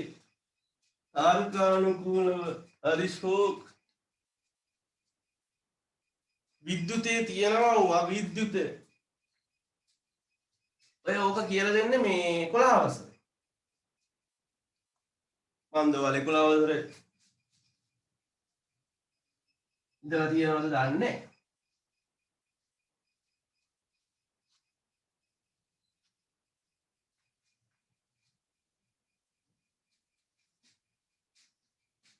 එන ගොඩාක් කියවලමනේ ප්‍රශ්නයක් අල්ලගෙන ඊම තමාදීයනේ ප්‍රශ්නයක් තීරණ භාෂාවෙන් පැහැදිලි කරන්න. එතකොට තමයි ඔයාලට විභාගයට ලේසි. මේක කොහොමද මේක මේ පැහැදිලි කරේ? ඇයි මෙච්චර පැහැදිලි කරන්න උත්තරේ? ප්‍රශ්නයක් ලියන්න, ප්‍රශ්නයකට උත්තර දෙන්න වඩේ කියනවා. වපසාරිය ගොඩාක් නේ වඩාත් හොඳට දැනගන්න ඕනේ. හරි. 43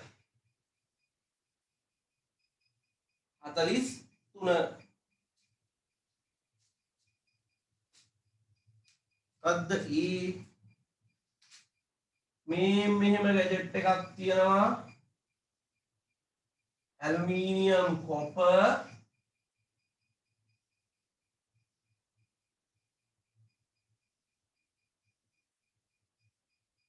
ඇලුමිනියම් කොපර් සන්නායකයක් හරි. මේ බලන්න. රූපයේ දැක්වෙන පරිදි දිග හා හරස්කඩ වර්ගඵලය මේ දිගයි හරස්කඩ වර්ගඵලයයි සමානයිලු. සමාන මේ ලෝහ දෙකක් එකට සම්බන්ධ කරලා තියෙනවා. එක් එක් කම්බිය සම්බන්ධයෙන් නිවැරදි ප්‍රකාශය මං හිතන්නේ මේක විද්‍යුතය පාඩමට අදාළ කොටසක්. බලමු. කම්බි දෙක හරහා විභව බැස්ම සමාන වන අතර ඒවා තුලින් ගලන ධාරාව වෙනස් වේ. නෑ කම්බි දෙක අතර විභව බැස්ම සමාන නෑ වෙනස්. එයි විභව බැස්ම කියලා කියන්නේ විභවාන්තරය. ඇලුමිනියම් එක ලෝහයක් කොපර් කියන්නේ තව ලෝහයක්. තේරුණාද? ඒ වගේ විද්‍යුත් ප්‍රතිරෝධය වෙනස්.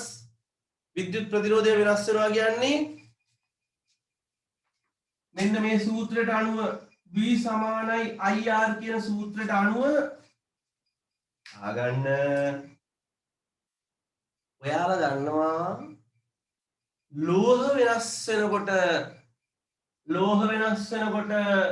විද්‍යුත් ප්‍රතිරෝධය වෙනස් වෙනවා. විද්‍යුත් ප්‍රතිරෝධය වෙනස් වෙනවා කියන්නේ විභවාන්තරයක් මොකක් වෙනවද? වෙනස් වෙනවා. එතකොට පළවෙනි උත්තරේ වැරදි. දෙවෙනි උත්තරේ කම්බි දෙක හරහා විභව බැස්ම සහ ඒවා තුලින් ගලන ධාරා අයියෝ ඒක කොහොමත් වැරදි. ඒකෙත් කියනවා විභව බැස්ම සමානයි කියලා. ඒත් වැරදි. ඊළඟ තුන්වෙනි එක කම්බි දෙක හරහා විභව බැස්ම වෙනස් වන අතර ඒවා තුලින් එකම ධාරාවක් ගලයි. ඒක නම් ටිකක් හිතන්න පුළුවන්. දැන් මේ බලන්න. හිතන්න මේ කෝෂයෙන් I කියලා ධාරාවක් යනවා කියලා. යනවා මේ I ධාරාව ගියා. ඕන් යන්නේ. ඕන් ඇලුමිනියම් හරහා I ධාරාව යනවා. ඕන් කොපර් හරහා I ධාරාව යනවා. ලෝහය මොකක් වුණත් I මෙතනින් පිටවන ධාරාව ඇම්පියර් 5යි නම් ඒ ඇම්පියර් 5 මෙයා හරහා යනවා. වෙනස් වෙන්නේ නැහැ. තේරුණාද? ඒ කියන්නේ මෙහෙම සම්බන්ධ කරා කියලා ගලන ධාරාවේ වෙනස් වීමක් සිද්ධ වෙන්නේ නැහැ. තේරුණාද? ධාරාව මෙතනින් වියලි කෝෂයෙන් ලබා දෙන කෝෂ වලින් ලබා දෙන ධාරාව කොහෙන් හරි ගිහිල්ලා මතුවලා ආපහු වෙනවා. හරිද? එතකොට ධාරාව වෙනස් වෙන්නේ නැහැ. විභවාන්තරය නම් වෙනස් වෙනවා. එහෙනම් උත්තරේ 3.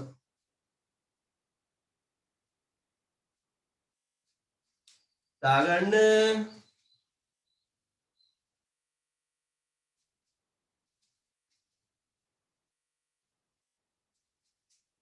තාම මේ පේපර් ක්ලාස් එකේ වටිනාකම මේ 21 22 ළමයිට ගොඩක් අයට තේරිලා නැහැ.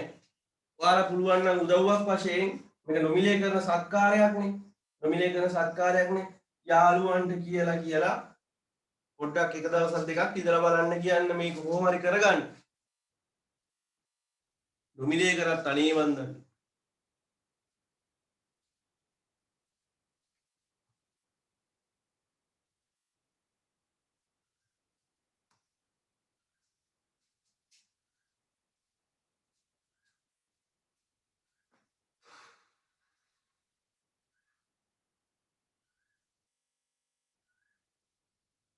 මොනවා හරි ප්‍රශ්න තියෙනවා නම් අහන්න. පස්සෙන් සිග්නල් හොඳයිද තාම?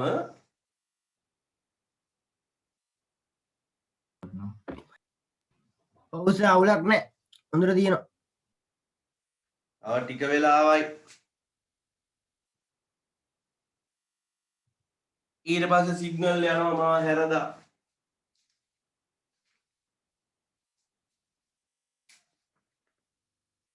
අතලිත් දෙක ඉවරයි අතලිත් තුන ඉවරයි. 44 මහා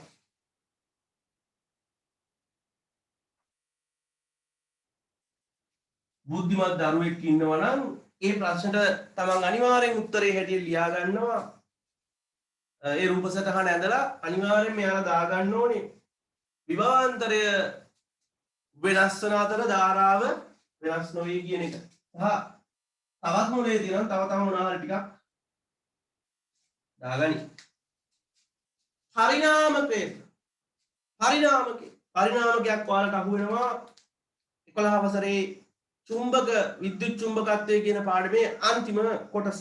ඒ වගේම SFT වලත් විද්‍යුත් චුම්බකත්වය කියන කොටසේ අන්තිම කොටසේ ඔයාලට පරිණාමකයේ හෙවත් ට්‍රාන්ස්ෆෝමර් ගැන ඔයාලට ඉගෙන ගන්න පුළුවන්. ට්‍රාන්ස්ෆෝමරයක් නේ තියෙනවා උසල වෙනද මේ පවර් කේබල් පවර් කට් වෙනවා ඉන්න බෑ. ඔයාලා ගාව චාර්ජරයක් තියෙනවා නම් ඔයාලා ගාව මොකක් හරි නේ Wi-Fi router එකට ගහන පවර් කේබල් එක තියෙනවා නම් ඒක අර ගෙඩිය ඇතුලේ මොකක්ද තියෙන්නේ ට්‍රාන්ස්ෆෝමරයක්. ඒ කියන්නේ පරිවර්තකයක්. ඒ කියන්නේ විදුලිය 230ක විදුලියක් ලබා දුන්නා මේක අඩු කරලා දෙන්නේ.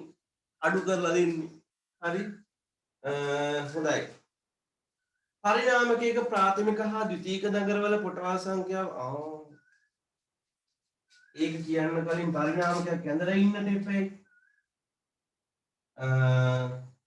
මේක මෙහෙමයි. ප්‍රාථමික දඟලේ පොට 500යිලුනේ. කොහොම දානවා මේ පරිණාමකයක රූප සටහනනේ. මෙන්න මේක මම මෙහෙම දානවා. එතකොට ඕන හරකෙට්ට තේරෙනවා මෙතන පොට ගාන වැඩි, මෙතන පොට ගාන අඩුයි. එහෙනම් 500යි පොට ගාන කැපිටල් N වලින් සටහන් කරන්නේ. මෙතනත් පොට ගාන කැපිටල් N වලින් සටහන් කරන්නේ. මේ පැත්තේ පොට 100 මේ පැත්තේ පොට 500යි මේ පැත්තේ පොට 125යි. මේ පැත්තේ පොට ගාන වැඩි මේ පැත්තේ පොට ගාන අඩුයි කියන්නේ මේ පැත්තෙන් දෙන විභවයට වඩා මේ පැත්තේ දෙන විභවය ගොඩාක් අඩුයි. ඒ කියන්නේ විදුලි විභවය අඩු කරලා දෙන පරිණාමකයක්.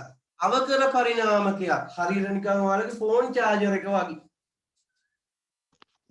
හරි. ප්‍රාථමික දඟරයට මේ ප්‍රාථමික දඟරේ කියන්නේ මේ පළවෙනියට ලියන දඟරේ වෝල්ට් 240යි. ප්‍රාථමික දඟරේට අපි කියනවා ප්‍රයිමරි. ද්විතීයික දඟරේට සෙකන්ඩරි.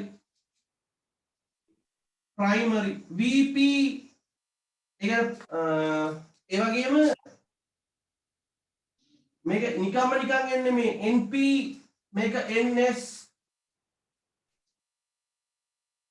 ප්‍රාථමික දඟරේ පොට ගාන NP ප්‍රාථමික දඟරේ විභවාන්තරය VP. ඒ වගේ ද්විතීයික දඟරේ පොට ගාන NS ද්විතීයික දඟරේ විභවාන්තරය VS. අපෙන් අහන්නේ ද්විතීයික දඟරේ ලබා ගන්න හැකි වෝල්ටීයතාවය VS.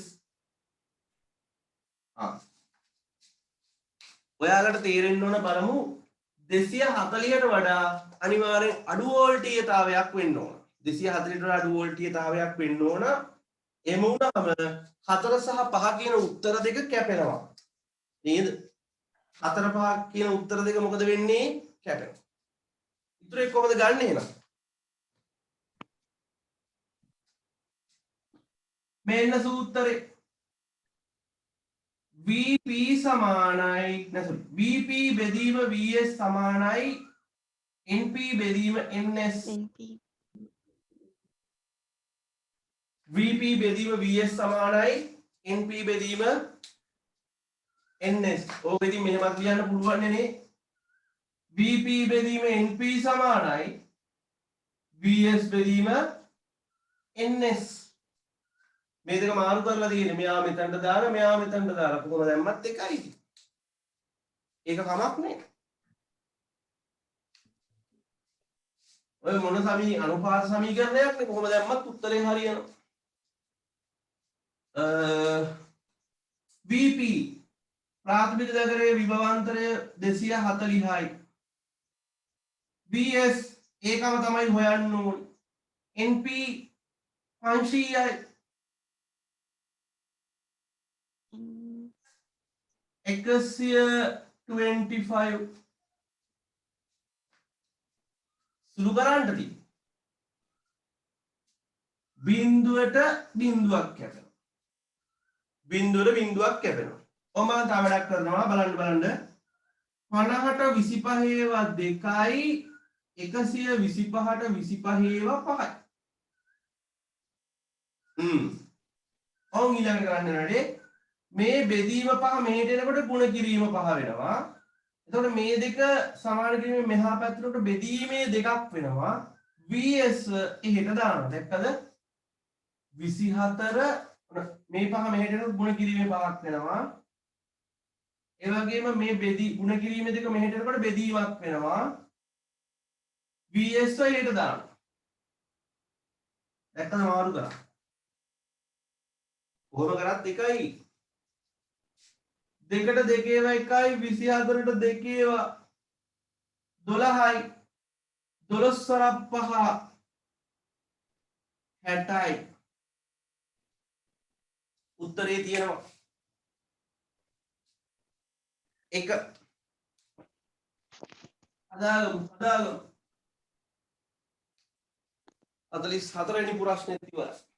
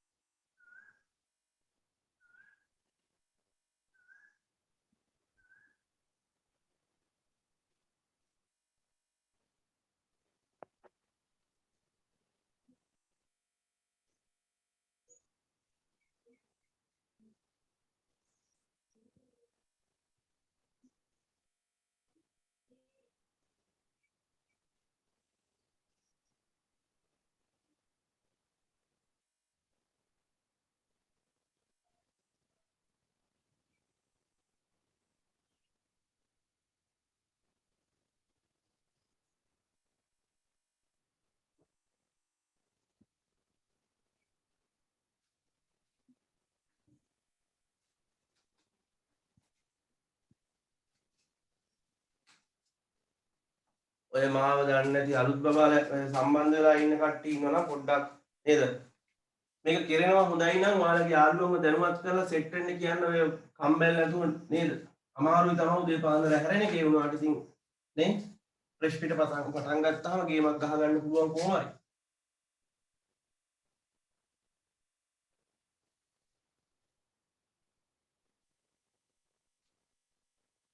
හරි හරි ළඟට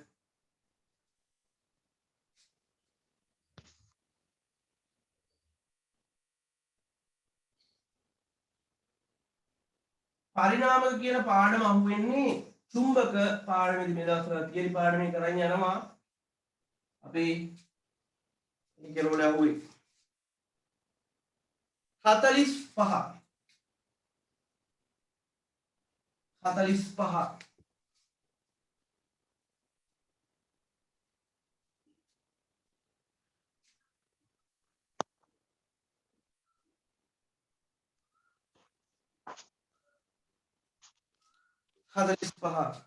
සමානුපාතික සීමාව තුල ආතතියකට ලක් කරන ලද කම්බියක් මේක ඇවිල්ලා පදාර්ථයේ ಗುಣ කියන භෞතික විද්‍යා පාඩමෙන් ඇවිල්ලා තියෙනවා.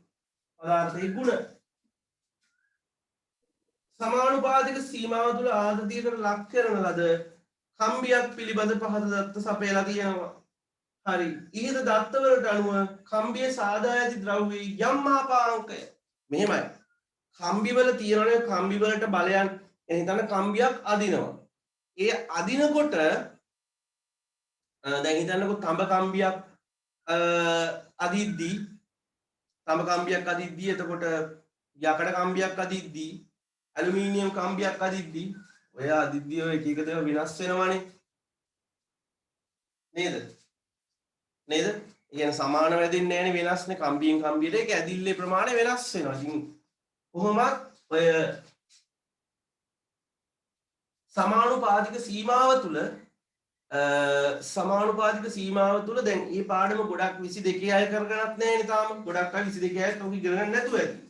ඒත් මෙන්න මෙහෙම එකක් සමීකරණයක් තියෙනවා. හරි. බලය බෙදීම වර්ගඵලය සමානයි යම් මාපාංකය වතාවක් E බෙදීම L කියන සූත්‍රයේදී මේක බය වෙන්න එපා. F කියන්නේ බලය, යොදන ලද බලය, එහෙම නැත්නම් ආතතිය. A කියන්නේ හරස්කඩ වර්ගඵලය. Y කියන්නේ යම් මාපාංකය. E කියන්නේ විතතිය. අර කම්බිය අදිද්දී අර ඇදෙන ප්‍රමාණය. L කියන්නේ ආරම්භක දිග. අමාරු නෑ. අමාරු නෑ. එතකොට m මාපාංකය හොයන්න යන්නේ. මෙයා හරි දාමු. බාහිර බලය නිව්ටන් 100යි. හරස්කඩ වර්ගඵලය කෙලින්ම දීලා තියෙනවා 10 ඍණ 6යි. යම් මාපාංකය වතාවක් e විතතිය දෙක වැඩි කිරීම 10 ඍණ 3යි. දෙක වැඩි කිරීම 10 ඍණ 3යි.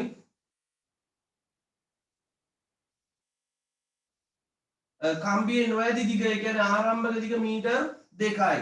සුළු කරමු. දෙකට දෙක මොකද වෙන්නේ? කැපෙනවා. දෙකට දෙක කැපෙනවා.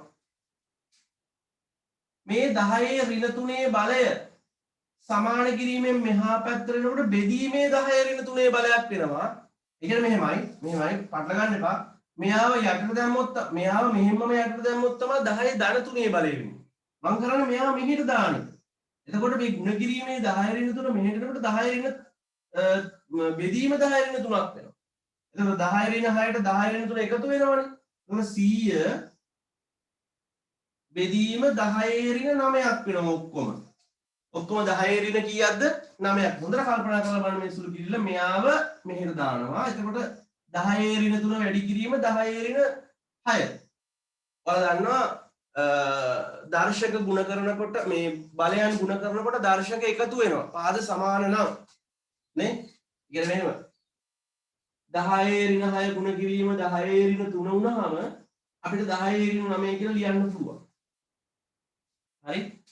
සමානයි y. දැන් 10 ඍණ 9 උඩට දාමු. 10 ධන 9ක් වෙනවා.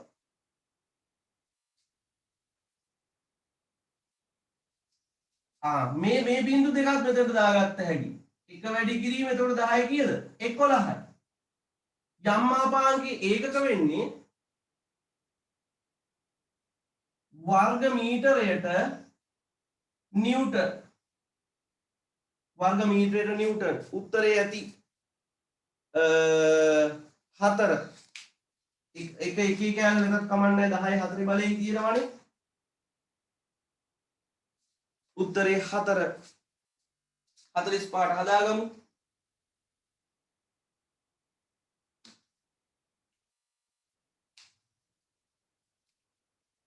ඔය ප්‍රත්‍යක්ෂතාව කියන භෞතික විද්‍යා පාඩම.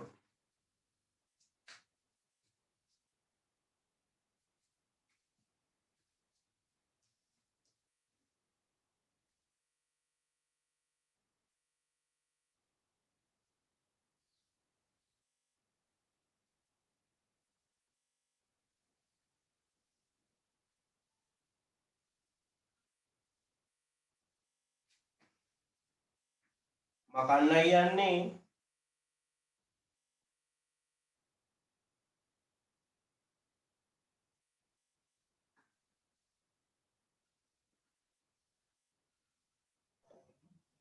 ඔය කෑල්ල මේ ගැන මේ පාඩමින් අර මේක එන්න මොකේට වගේස ගැන උදාහරණයක් ඔය ගත්තොත් ඒ ගැන මේ මූල ධර්මය සම්බන්ධය මොකක් හරි ඔව් ඒක මොකක් ඔයද ගන්නේ මේක මෙහෙමයි. මේක මේ හුක් නියමය කියලා එකක් තියෙනවා. ප්‍රත්‍යක්ෂ කියන්නේ පදාර්ථයේ ಗುಣ පාඩමේ තියෙන අනුමාත්‍රිකාවක් ප්‍රත්‍යස්තතාව කියලා. හරිද? ප්‍රත්‍යස්තතාව කියලා. එතකොට මේ ප්‍රත්‍යස්තතාව කියන මේ මාතෘකාවේ මෙන්න මේ බලය බෙදීමේ වර්ගඵලය කියන මෙන්න මේ සම්පූර්ණ ගැජට් එකටම කියනවා වික්‍රියාව. මේ ප්‍රත්‍යාබලය කියන. ප්‍රත්‍යාබලය. ප්‍රත්‍යාබලය. ඒ වගේම සම්පූර්ණ මෙන්න මේ E බෙදීම L කියන අනුපාතයට තව නමක් කියනවා වික්‍රියාව. හරි වික්‍රියාව. එතකොට මේ ඕවා ගැන තියරි සිද්ධාන්ත සහිත ඉගෙන ගන්න පුළුවන්. මේ මොනවාද අමාරු නෑ. ඔක ලේසි. මොනවාද රචනා ප්‍රශ්නයක් ගෙඩිය පිටින් ඇවිල්ලා තිබුණා මේ 2019 පේපරේද කොහෙද? රචනා ප්‍රශ්න එන්න පුළුවන්. සමහරට 2022 එන්න පුළුවන් 21 එකේ විතර 22 නම් එන්න පුළුවන් තනි රචනා ප්‍රශ්නයක් හදන්න පුළුවන් මේ පාඩුවේ.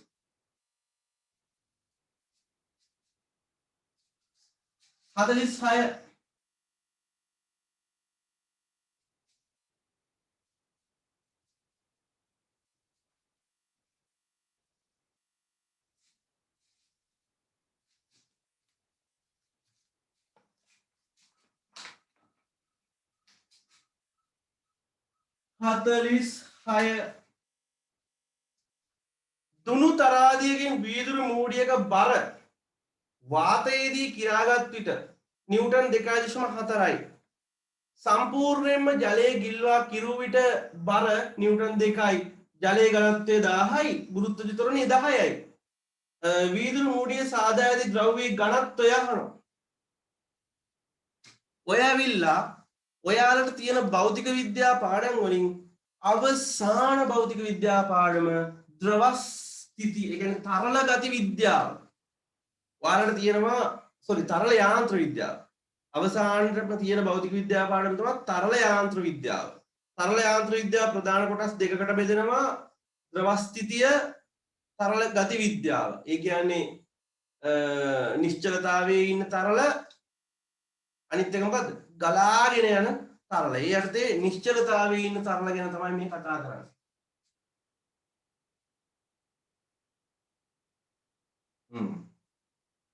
මේකෙදි ඝනත්වය හොයන්න පුළුවන් කෙලින්ම. එකපාර කිව්වට තේරෙන්නේ නැහැ. ඔන්න මඤ්ඤං වගේ තියෙයි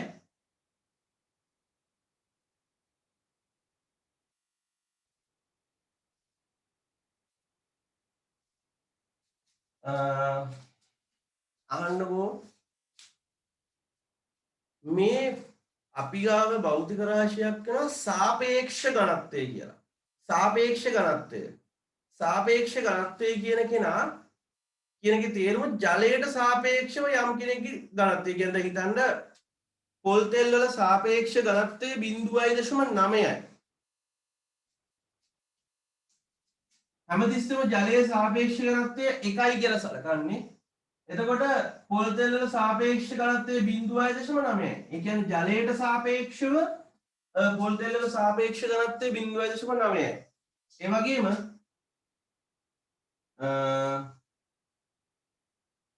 ජලයට සාපේක්ෂව රසදිය වල සාපේක්ෂව රසදිය වල ඝනත්වය 13.6යි. හරිද? ඒ කියන්නේ ජලයට සාපේක්ෂව හරිද? එතකොට දැන් මට පොල් තෙල් වල ඝනත්වය හොයන්න පුළුවන් ජලයේ ඝනත්වය මෙයා ගුණ කරපුවාම 0.9 කීයෙන්ද වැඩි කරන්න ඕනේ 1000යි. එතකොට 900යි. එතකොට මේ රසදිය වල සාපේක්ෂ ඝනත්වය කියන කෙනාව ජලයේ ඝනත්වයෙන් වැඩි කරොත්, ඒ කියන්නේ 1000න් වැඩි කරොත් මට එනවා රසදිය වල ඝනත්වය. සරලවම සාපේක්ෂ ඝනත්වය දීලා තිබුණොත් ඒ අදාළ කෙනාගේ ඝනත්වය ගන්න ජලයේ ඝනත්වයෙන් වැඩි කරන්න ඕන. තේරුණාද? හරි. එහෙනම් දැන් මේක අහන්නේ මේ වීදුරු මූඩියේ ඝනත්වයනේ. මේ වීදුරු මූඩිය නිකන් ඔහම එල්ල කිරද්දි ස්කන්ධ කොච්චරද? නිව්ටන් බර කොච්චරද? නිව්ටන් 2.4යි.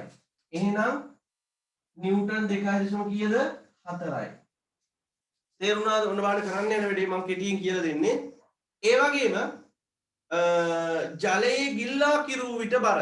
දැන් මේ මොකද්ද මේ කරන්න කියලා ඔයාලට තේරෙනවද? අර දුනු තරාදියක මේ වීදුරු කෑල්ලක් තියෙනවා මේ එල්ලලා තියෙන්නේ. හරියට නිකන් මේ වගේ.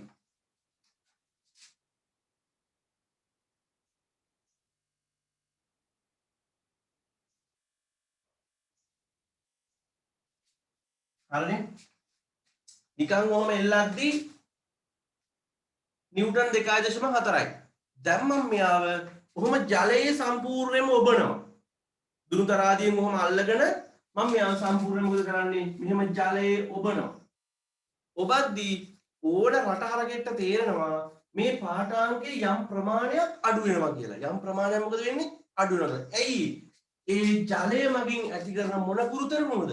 උඩු කුරුතරපුම නිසා. හරි. ජලය මගින් ඇති කරන උඩු කුරුතරපුම හොයන්නේ කොහොමද? වාතයේදී පෙන්වන පාඨාංකයෙන් මෙන්න මේ ජලයේදී පෙන්වන මේ පාඨාංකය මොනා කරන්න ඕනද? අඩු කරන්න ඕන. එතකොට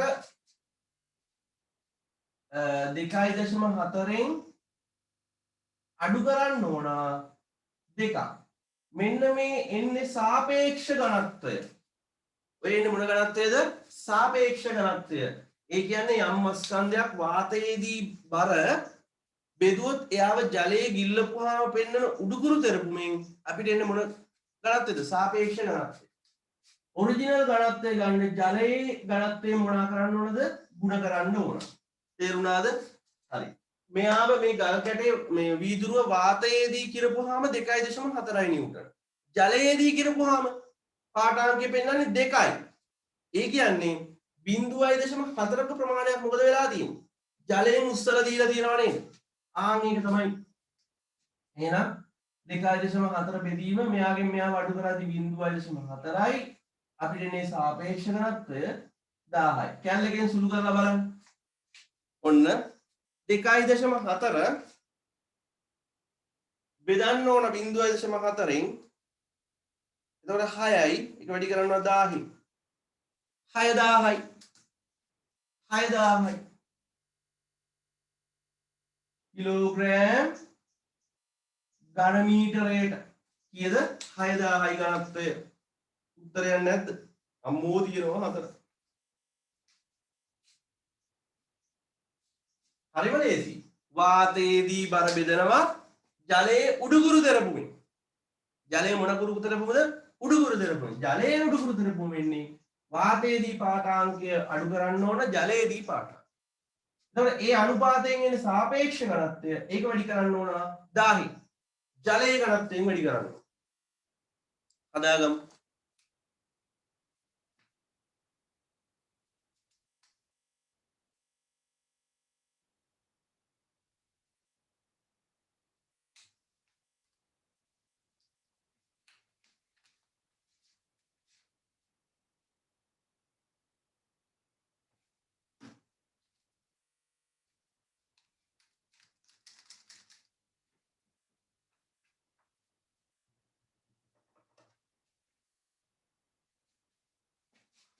මකනවා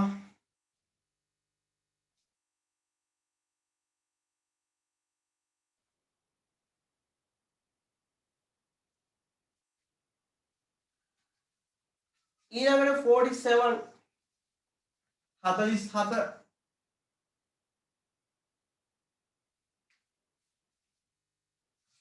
මෝටර රථයක ඇති ද්‍රාව තිරිංග පද්ධතිය හයිඩ්‍රොලික් බ්‍රේක් සිස්ටම්. ඔයාලා දන්නවා මෝටර රථවල තියෙනවා brake system hydraulic brake system නේ. ඩිස් බ්‍රේක් අර ඩිස් එක තියෙන බ්‍රේක් වර්ග දෙකක් තියෙනවා ඩ්‍රම් බ්‍රේක් සහ ඩිස් බ්‍රේක් කියලා. එතකොට මේ ද්‍රාව තිරිංග පද්ධතිය අර ඔයිල් පාවිච්චි කරලා නැත්නම් වාහනයක් කියන දේ දැන් හිතන්නකෝ අපි බයිසිකලයක් අයියෙන් පදන් ගිහලා බ්‍රේක් ගහද්දි රූට් එකට යනවා. අර වගේ දඩාර වාහනයක් අරන් ගිහලා මේ අපි හිමීට කකුලෙන් පාගනකොට කොහොමද ඔක නතර වෙන්නේ? පැස්කල් මූලධර්මය උතර පාවිච්චි වෙන්නේ. ද්‍රාව තිරිංග පද්ධතියේ මොන මූලධර්මයේද? පැස්කල්ගේ මූලධර්මය තමයි පාවිච්චි වෙන්නේ. අඩු බලයක් යොදලා වැඩි බලයක් ලබා ගන්නවා. එතකොට ඒ උපකරණයේ මැද්දේ තියෙන්නේ තරලයක් මොකක් හරි ඔයිල් එකක් වගේ එකක්. හරි. 47 මේකෙන් අහනවා සත්‍ය වන්නේ බලමු. තිරිංගයේ පැඩලය මත යොදන බලය මගින් ප්‍රධාන සිලින්ඩර් දැන් මේක මෙහෙමත් කළේ මොකද ඔයාලට තේරෙන්නේ නැද්ද දන්නේ නැහැ. දැන් ඇත්තටම මෙහෙම පිස්ටන් එකක් තියෙනවා. මේක මේ 100ක් සාර්ථක එකක් නෙමෙයි.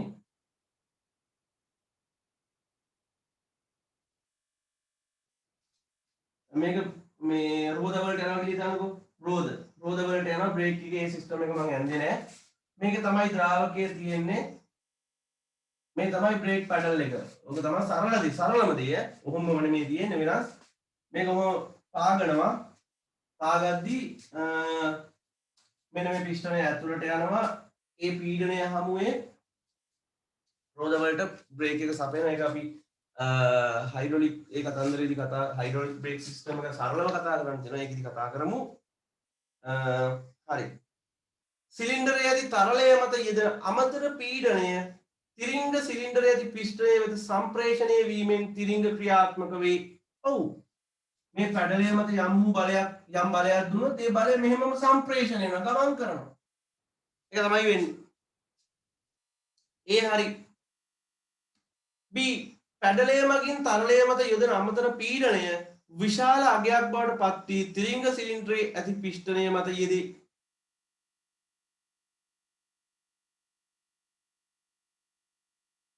නෑ පීඩනය වෙනස් වෙන්නේ නෑ අම්මෝ ඒක සම්පූර්ණ බොරුවක්. මෙතනදී යොදන්නා වූ පීඩනය අනිවාර්යෙන්ම සමාන වෙනවා රෝදවලදී ඒ ඇති කරන්නා වූ පීඩනයට. එකිනෙකට සමානයි පීඩනය. මොකද පැස්කල් මූලධර්මයට අනුව මේ ද්‍රාව ජැක්කු ද්‍රාව සිලින්ඩර් හයිඩ්‍රොලික් සිස්ටම් වල ආරම්භක ලක්ෂයත් ඒ අවසාන ලක්ෂයත් අතර පීඩනයන් මොකද වෙන්නේ? සමානයි. ඒක තමයි පැස්කල් මූලධර්මයෙන් කියන්නේ. හරි? මොකද පැස්කල් මූලධර්ම කියන්නේ මෙතන පීඩනයක් මොකද වෙන්නේ? සමානයි. වෙන්නේ මෙතනදී යොදන කුඩා බලය මෙතනදී විශාල බලයක් බවට පත් වෙනවා. B වැරදි. B වැරදි කියලා කියන්නේ දෙකක් අයින් කර හැකි, තුනක් අයින් කර හැකි, පහක් අයින් කර හැකි. එතකොට එකද හතරද? එකද හතරද? තිරිංග සිලින්ඩරයේ ඇති පිස්ටනය මත යොදන අමතර පීඩන හේතුවෙන් තිරිංග තැටිය මත ඝර්ෂණ ව්‍යාවර්තයක් ක්‍රියාත්මක වෙනවා. වචනවල බරපතලතාවය වැඩි නීකනේ වැඩි.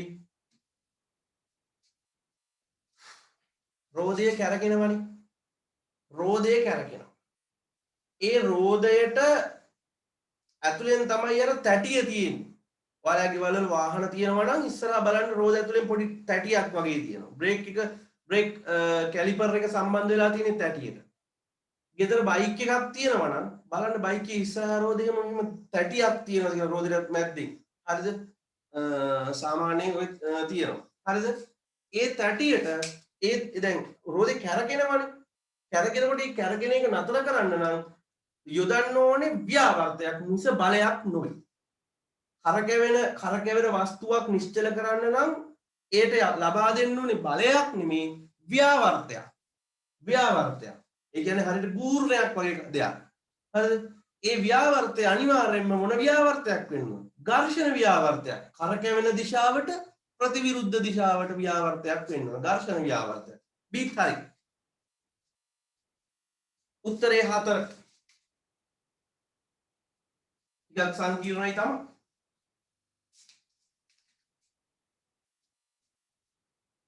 යම් කිසි කරකැවෙන වස්තුවක් නිශ්චල කරන්න නම් ඒට යෙදිය යුත්තේ ව්‍යාවර්තයක්. මෙහිදී වාහනයක නම් වාහනයක මේ කරකැවෙන රෝදය නිශ්චල කරන්න නම් අනිත් පැත්තට දෙන්න ඕනේ මොන ව්‍යාවර්තයක්ද? ඝර්ෂණ ව්‍යාවර්තයක්. ඒ තැටිය දැන් රෝදේ මෙහෙම තියෙනවා නම් ඒ රෝදේ මැද්දෙන් මෙහෙම ලස්සන සුදු පාට තැටියක් තියෙනවා. අපි ඔකට කියනවා ඩිස් එක කියලා. ඩිස් එක.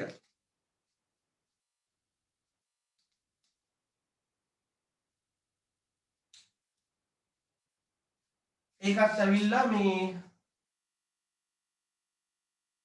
මොනවාද? භෞතික විද්‍යා පාඩම තරල යාන්ත්‍ර විද්‍යාව 48 48 තව ප්‍රශ්න 3යි කෙටි ප්‍රශ්න 50 ඉවර වෙන්න. ඒවල ව්‍යුහගත අනම්මනම් ඒවනම් උත්තර වෙලා යන්නේ නැහැ. ඉතින් කියන්නේ කෙටි ප්‍රශ්න තරම්ම වෙලාවක් යන්නේ නැහැ. සාමාන්‍ය එකම දවසෙන් වගේ මේ අපිට ඉවර කරගන්න පුළුවන් මේ මොනවාද ව්‍යුහගත ටික නම් රචනා දෙකක් විතර වගේ ඉවර කරගන්න පුළුවන්. හරි. අභ්‍යන්තර විස්කම්භය සෙන්ටිමීටර 1ක් වන ඒකාකාර රබර් නලයක්. අභ්‍යන්තර විස්කම්භය කොච්චරද? 1 සෙන්ටිමීටර 1ක් වන ඒකාකාර රබර් නලයක් තුලින් ජලය ගලාගෙන යන විට මේක තරල යාන්ත්‍ර විද්‍යාවේ තරල ගති විද්‍යාව. තරල යාන්ත්‍ර විද්‍යාව කියන කොටසේ තරල යාන්ත්‍ර විද්‍යාව කියන උපකොටසෙන් තියෙන්නේ 2 ms වෙන එකයි මෙම නලයේ කෙළවර අභ්‍යන්තර විස්කම්භයේ 0.2 සෙන්ටිමීටර වන නොසෙල් ඒ කියන්නේ විදිනයක් වතුර විදිනයක් සවි කර ඇති විට නොසලය මගින් ජලය නිකුත් කරන වේගය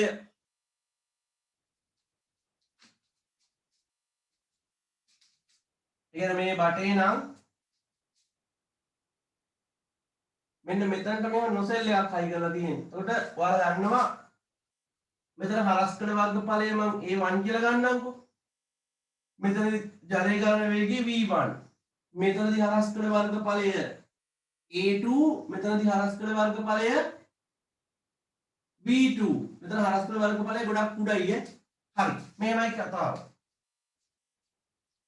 මතක තියාගන්න.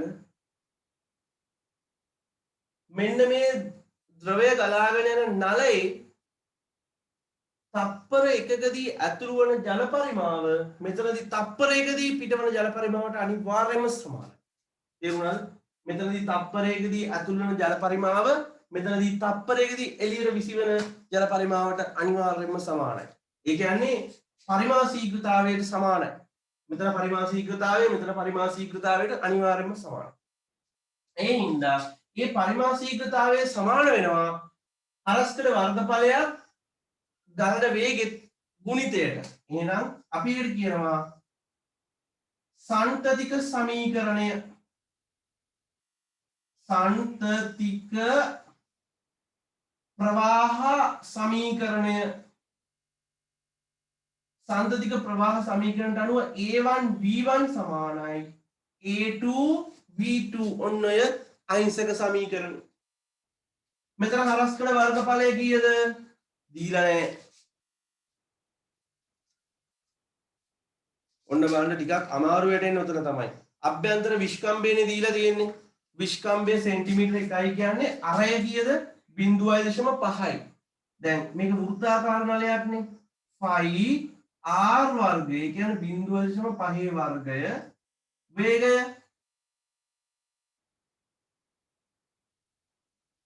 දෙකයි ms වෙන එකයි කියන දෙකයි. මෙතනදී වර්ගඵලය කීයද? එතනදී වර්ගඵලය සෙන්ටිමීටර 0.2යි කියන්නේ 5r වර්ගය කියලා කියන්නේ 0.1 වර්ගය. ඇයි? විස්කම්භය 0.2 සෙන්ටිමීටර නම් අරය 0. කීයද? 1යි.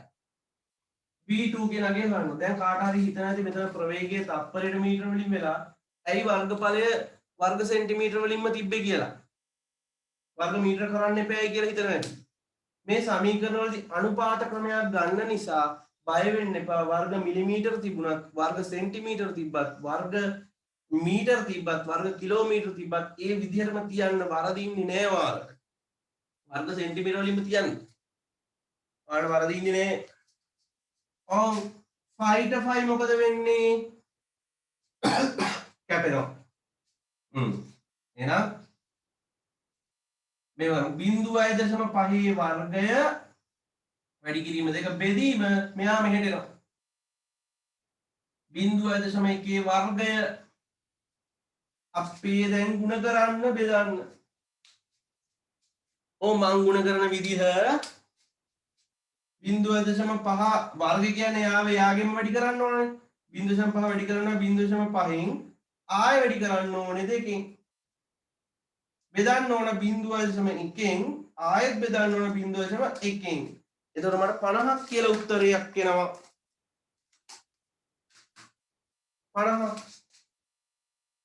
50යි ms ඍණ 1යි 50යි ms ඍණ 1යි උත්තරේ ගත්තා අපි. දැක්කද? හදාගන්න 48ත් අපි හැදුවා. උත්තරේ 5. කොහොමත් ඔයාලට තේරෙන්න ඕනේ පළවෙනි උත්තරේ දෙවෙනි උත්තරේ කොහොමත් එන්නේ නැහැ. 1යි 2යි අයින් වුණාම 3ද 4ද 5ද කියන එක ඔයාලා මේ විදිහට හදලා ගන්න පුළුවන්.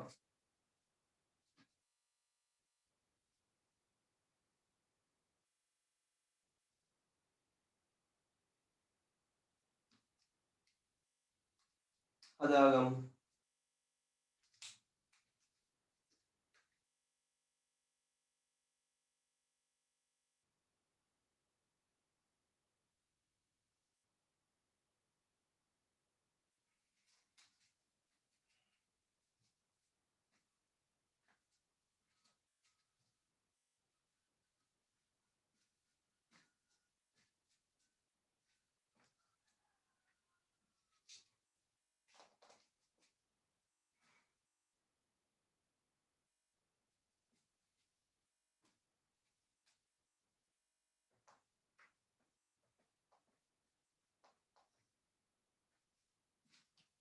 අපි යනවා අපේ 49 වෙනි ප්‍රශ්නයට.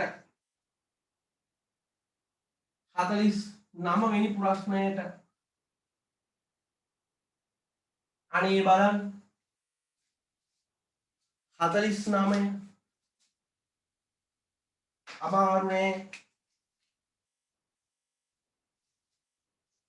කේන්ද්‍රය හරහා යන සිරස් අක්ෂයක් වටා නිදහසේ භ්‍රමණය කළ හැකි තිරස්ව සවිකරන ලද භ්‍රමණ තැටියක් කොන් කරකැවෙනවා.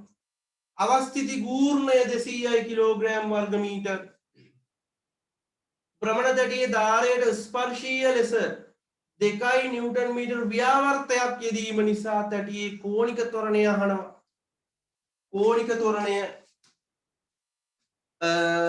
අහන්න සූත්‍රයක් තියෙනවා. ටෝ සමානයි I ඇල්ෆා. ටෝ සමානයි I ඇල්ෆා. ටෝ කියන්නේ ව්‍යාවර්තය. ටෝ කියන්නේ මොකද්ද? ව්‍යාවර්තය. ඒ වගේම I කියන්නේ අවස්ථිති ගූර්ණය. අවස්ථිති ගූර්ණය කියලා කියන්නේ භ්‍රමණය වීමට දක්වන අකමැත්ත.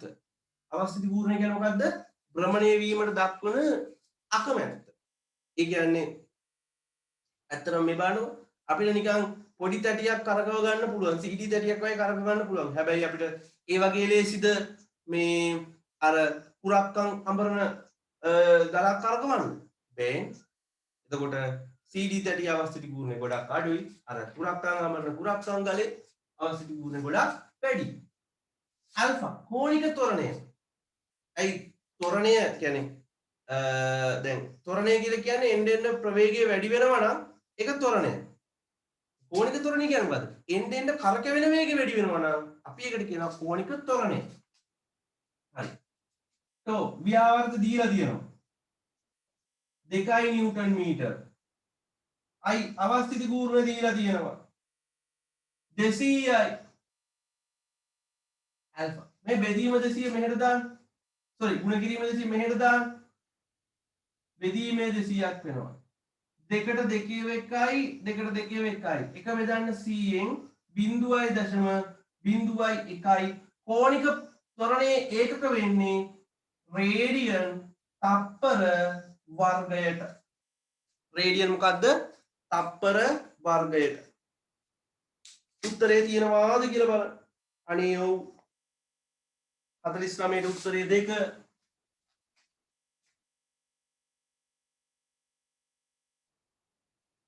හදාගන්න. සේකට කායි කියන්නකෝ. මොකද්ද? මුලේ ඉඳන් පොඩ්ඩක් කායි කියන්නකෝ සිග්නල් නැතුව ගියා. හරි. ආන්න මේ ඇවිල්ලා භ්‍රමණ චලිතය හා වෘත්තාකාර චලිතය කියන පාඩම මම ඔයාලට ගොඩක් අයට ක්ලාස් එකේ මම අර ටියුට් එකක් කියුවේ. ඒ පාඩම 22 අයට සහ 21 අයට පටන් ගන්නවා ඒක. බදාලා පටන් ගන්න එක භ්‍රමණ චලිතය හින්දාකට සම්බන්ධ වෙන්න අනිවාර්යෙන්. වෘත්ත චලිතය හා භ්‍රමණ චලිතය කියන එක මෙහෙමයි.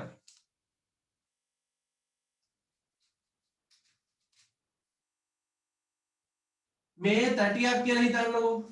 මේ කරකැවෙන තැටිය. මේ කරකැවෙන තැටිය කරකවන්න අපි යොදන්න ඕනේ බලයක් නෙමේ ව්‍යාවර්තයක්. තේරුණාද? යම් වස්තුවක් කොහොම චලනය කරන්න බලයක් දුන්නට කරකවන්න දෙන්නේ බලයක් නෙමේ ව්‍යාවර්තයක්. ව්‍යාවර්ත කියන එක තේරුණානේ? හරි. I කියන්නේ අවස්ථිති ගූර්ණය. අවස්ථිති ගූර්ණය කියන්නේ කරකැවීමට දක්වන අකමැත්ත. එතකොට CD තැටියක් කරකවන්න ලේසි අවස්ථිති ගූර්ණය අඩුයි. හැබැයි කුරක්කම් ගලක් කරකවන්න අමාරුයි. ඒකේ අවස්ථිති ගූර්ණය ගොඩක් වැඩි. එතකොට ඇල්ෆා කියන්නේ කෝණික ත්වරණය. කෝණික ත්වරණය කියලා කියන්නේ දැන් ත්වරණය කියන එක දන්නවනේ. එන්න එන්න ප්‍රවේගය වැඩි වෙනවා නම් ත්වරණය. එන්න එන්න කරකැවීමේ වේගය වැඩි වෙනවා නම් කෝණික ත්වරණය වැඩි කියලා කියනවා. මේ කෝණික ත්වරණය කියලා කියනවා. හරි. ටෝ සමානයි I ඇල්ෆා. ටෝ අවස්ථිති ගූර්ණය ව්‍යාවර්තය 2යි. අවස්ථිති ගූර්ණය 200යි. මේ ගුණ කිරීමේ 200 මෙහෙට දාන්න බෙදීමේ 200ක් වෙනවා. L එකෙන් බෙදලා බලන්න 0.01යි. මතක තියාගන්න කෝණික ත්වරණයේ ඒකක රේඩියන් තප්පර වර්ගයට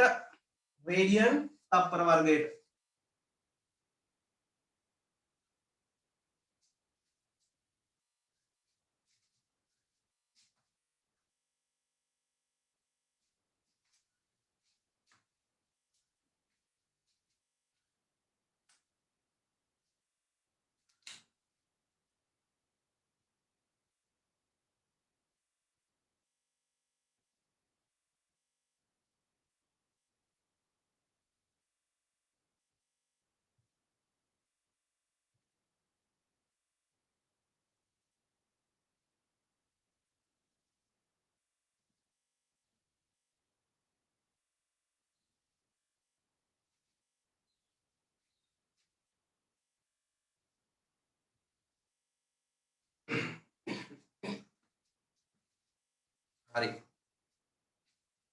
Question number 50.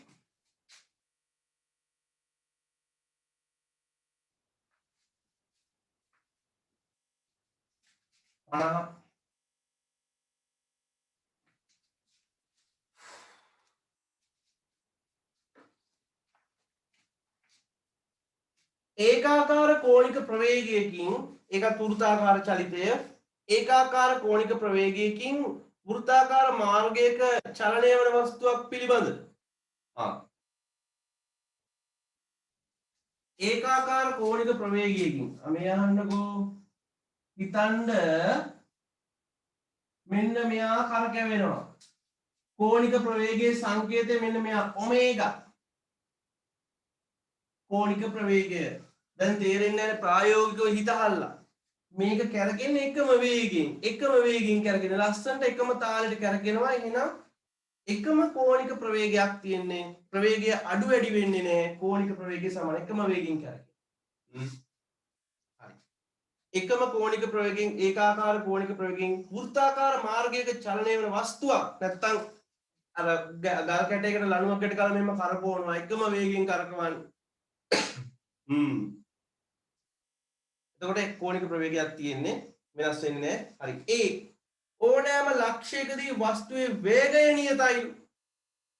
ඕනෑම ලක්ෂයකදී වස්තුවේ වේගය නියතව පවතිනවලු.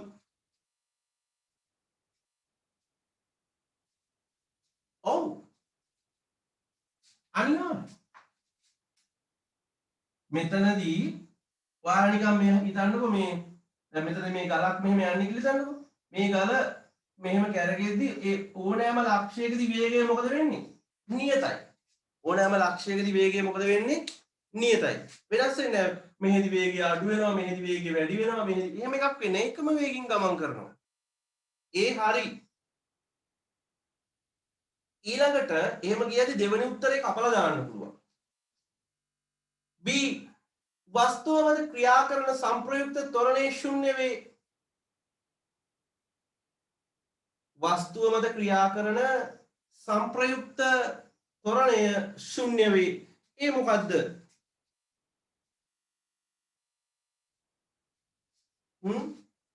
සංප්‍රයුක්ත ත්වරණය ශුන්‍ය වේ. ත්වරණය බිඳුවයි. ඒවා කියන්න බෑ. මේකේ කෝණික ත්වරණයක් ගැන නෙමෙයිනේ ත්වරණය ගැන කියන්නේ හරිද එතකොට ඔය 21 යන සමහර විට දන්නවා ඇති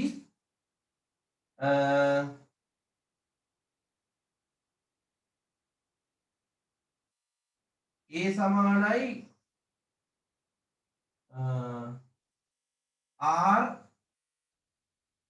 ඇල්ෆා කියලා එහෙම තියෙන සූත්‍රයක් හරිද දැන් එහෙම කිව්වට 22 යන ලොකුට තේරෙන්නේ නැහැනේ ඒ නිසා මම මෙහෙම කියන්නම්.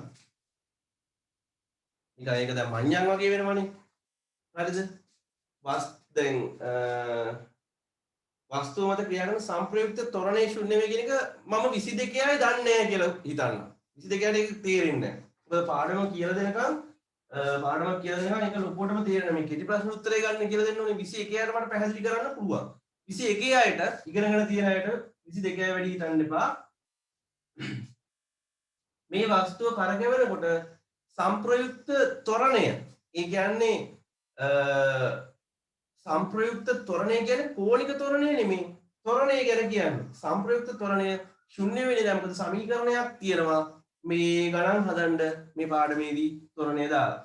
ඒ හින්දා ඒක ශුන්‍ය වෙන්නේ නැහැ. ඒක 22 21ක් දන්නේ නැහැ කියලා හිතුවොත් C හිතන්න. C වස්තුව මත කේන්ද්‍රාභිසාරී බලයක් ක්‍රියාත්මක වන අතර එහි විශාලත්වය නියත වේ. ඔයාලට තේරෙනවා වස්තුව මත කේන්ද්‍රාභිසාර බලයක්. ඒ කියන්නේ අපි ඕනම වස්තුවක් මෙහෙම කරකවනකොට දැන් හිතන්න මේ ගල් කැටයක් කියලා. මේ ගල් කැටයක්. එහෙනම් ওই ගල් කැටය නම් මේ තන්තුව කැඩුනොත් ඇත්තට මේ ගල් කැටේ මෙහෙට විසි වෙනවා. කේන්ද්‍ර අපසාරී බලයක් F out කේන්ද්‍ර අපසාරී බලයක් ක්‍රියාත්මක වෙනවා. තේරුණාද? ඒ කියන්නේ මේ වෘත්තාකාර පතයක ගමන් කරනකොට වෘත්තයෙන් පිටට පයින්න බලනවා. ඔව්නේ. වාහනයක් වංගුවක් ගන්නකොට වාහනේ බැරි වෙලාවකත් ඒ බෙන්ට් එකෙන් වංගුවෙන් එළියට විසි වුණොත් ඒ මොන බලයක් හින්දාද? කේන්ද්‍ර අපසාරී බලයක්. හැබැයි මේ වස්තුව නොකැඩී මේ පතේ මත ගමන් කරනවා කියන්නේ මෙන්න මේ තන්තුවෙන් ඇතුළට ආතති බලයක් ඇති කරනවා. ඒක F in ඒ කියන්නේ කේන්ද්‍ර අபிසාරී බලයක් ක්‍රියාත්මක වෙනවා. කේන්ද්‍ර අපසාරී බලයක් ක්‍රියාත්මක වන ඕනෑම තැනක කේන්ද්‍ර අபிසාරී බලයකුත් ක්‍රියාත්මක වෙනවා. මෙයා මේ පතේ නියතව ගමන් කරනවා නම් Fi ට F out මොකද වෙන්නේ? කියන්නේ කේන්ද්‍ර අபிසාරී බලයට කේන්ද්ර අපසාරී බලය මොකද වෙන්නේ? සමාන වෙනවා. ඒ කියන්නේ වස්තුවක් කේන්ද්‍රයෙන් ඉවතට විසි වෙනවා නම් කේන්ද්‍ර අපසාරී බලය. වස්තුවක් කේන්ද්‍රයේ දෙසට ක්‍රියාත්මක වෙනවා නම් වස්තුව කේන්ද්‍රයේ දෙසට ක්‍රියාත්මක කරන බලයට කියන්නේ මොකද්ද? කේන්ද්‍ර අபிසාරී බලය. තේරුණාද? සරලවම කිව්වොත් ඔයාලට තේරෙන ගල් කැටයක ලණුවක් ගැට ගාලා මෙහෙම කරකවනකොට ලණුව කැඩුනොත් ගල් කැටේ විසි වෙනවා. ඒයි කේන්ද්‍ර අපසාරී බලය නිසා. ඒ තන්තුව නොකැඩී දරාගෙන ඉන්නේ ඇයි? ඒ වස්තුව ඒ වෘත්තාකාර පතේ ගමන් කරන්නේ තන්තුව මගින් කේන්ද්‍රය දෙසට ඇති කරන්නා වූ කේන්ද්‍ර අபிසාරී බලය නිසා. අபிසාරී බලය නිසා. ඒක නීත එක වෙනස් වෙන්නේ නැහැ. එතකොට ඔයාලට තේරෙනවද දෙවනි උත්තරේ දන්නේ නැති වුණත් ඒත් හරිනම් සීත් හරිනම් උත්තරේ කීයද? ඒත් හරිනම් සීත් හරිනම් උත්තරේ 4 දැක්කද? සාමාන්‍ය මට්ටමට ඉගෙන ගත්ත කෙනෙකුට ඒ 50 වෙනි ප්‍රශ්නෙට උත්තරේ ගහ ගන්න පුළුවන්.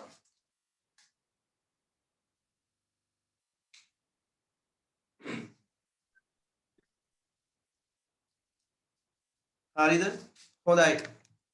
එහෙනම් ඉරි ප්‍රශ්න 50ක් ඉවර කරලා ඊළඟ ඉරිදා අයින් වෙන්න එපා විනාඩියක් අහගන්න. ඊළඟ ඉරිදා මේ ටයිම් එකටම සෙට් වෙන්න ව්‍යුහගත රචනා ප්‍රශ්න පුළුවන් නම් පුළුවන් විදිහට කරගෙන එන්න. ඒතකොට ලේසි ව්‍යුහගත රචනා ප්‍රශ්න 4 අපි සාකච්ඡා කරමු. එතකොට ඉරිදා. එතකොට මම ඉවලා තියෙන ටයිම් ෂෙඩියුල් එකේ විදිහට ඔයාලා තියාගන්න. ඊළඟ ඉදිරියේදී කරන පාඩම් මම දාලා තියෙනවා. ඒවට සම්බන්ධ වෙන්න අලුත් කට්ටිය ඉන්නවනම් පොඩ්ඩක් එයාලා අනිත් යාළුවන්ට ෂෙයා කරලා ඒ වෙලාවට සම්බන්ධ වෙන්න කියලා. මොකද මේ මට බෑනේ හැම ළමෙක්ම හරවන්න බෑ. ඒ නිසා මේ ඔයාලා ගැතේ තමයි තියෙන තනියම ගොඩ යනවා නම් එහෙමයි, යාළුවොත් එක්ක ගොඩ යනවා නම් ඒත් එහෙමයි. එහෙනම් අපි ඊළඟ දවසේ හමු වෙමු. 2021 ළමයිට ෆ්‍රී ක්ලාස් එකක් කරනවා. 22 අයටත් ෆ්‍රී ක්ලාස් එකක් කරනවා. නෑ 21 22 දෙකම එකට ෆ්‍රී ක්ලාස් එකක් කරනවා. ඒ වගේම 23 ළමයිටත් ෆ්‍රී ක්ලාස් එකක් කරන්නේ. ඒකට සම්බන්ධ වෙන්න පුළුවන් 2022 ළමයිට. සම්පූර්ණයෙන්ම බෑ අතින් ලියන්න තියෙන්නේ. මොකද ගොඩක් මේ සමහර ළමයි ඉන්න හින්දා මේ ටියුට් යවන්න දෙන්නේ නෑ. මොකද නොමිලේ කරන්නේ. ඒකට සම්බන්ධ වෙන්න. එහෙනම් හැමෝටම ආයිබෝන් කියලා ප්‍රාර්ථනා කරනවා. තව ඉදිරියට කරන්න බෑ, සිග්නල් එන්න අඩු වෙනවා.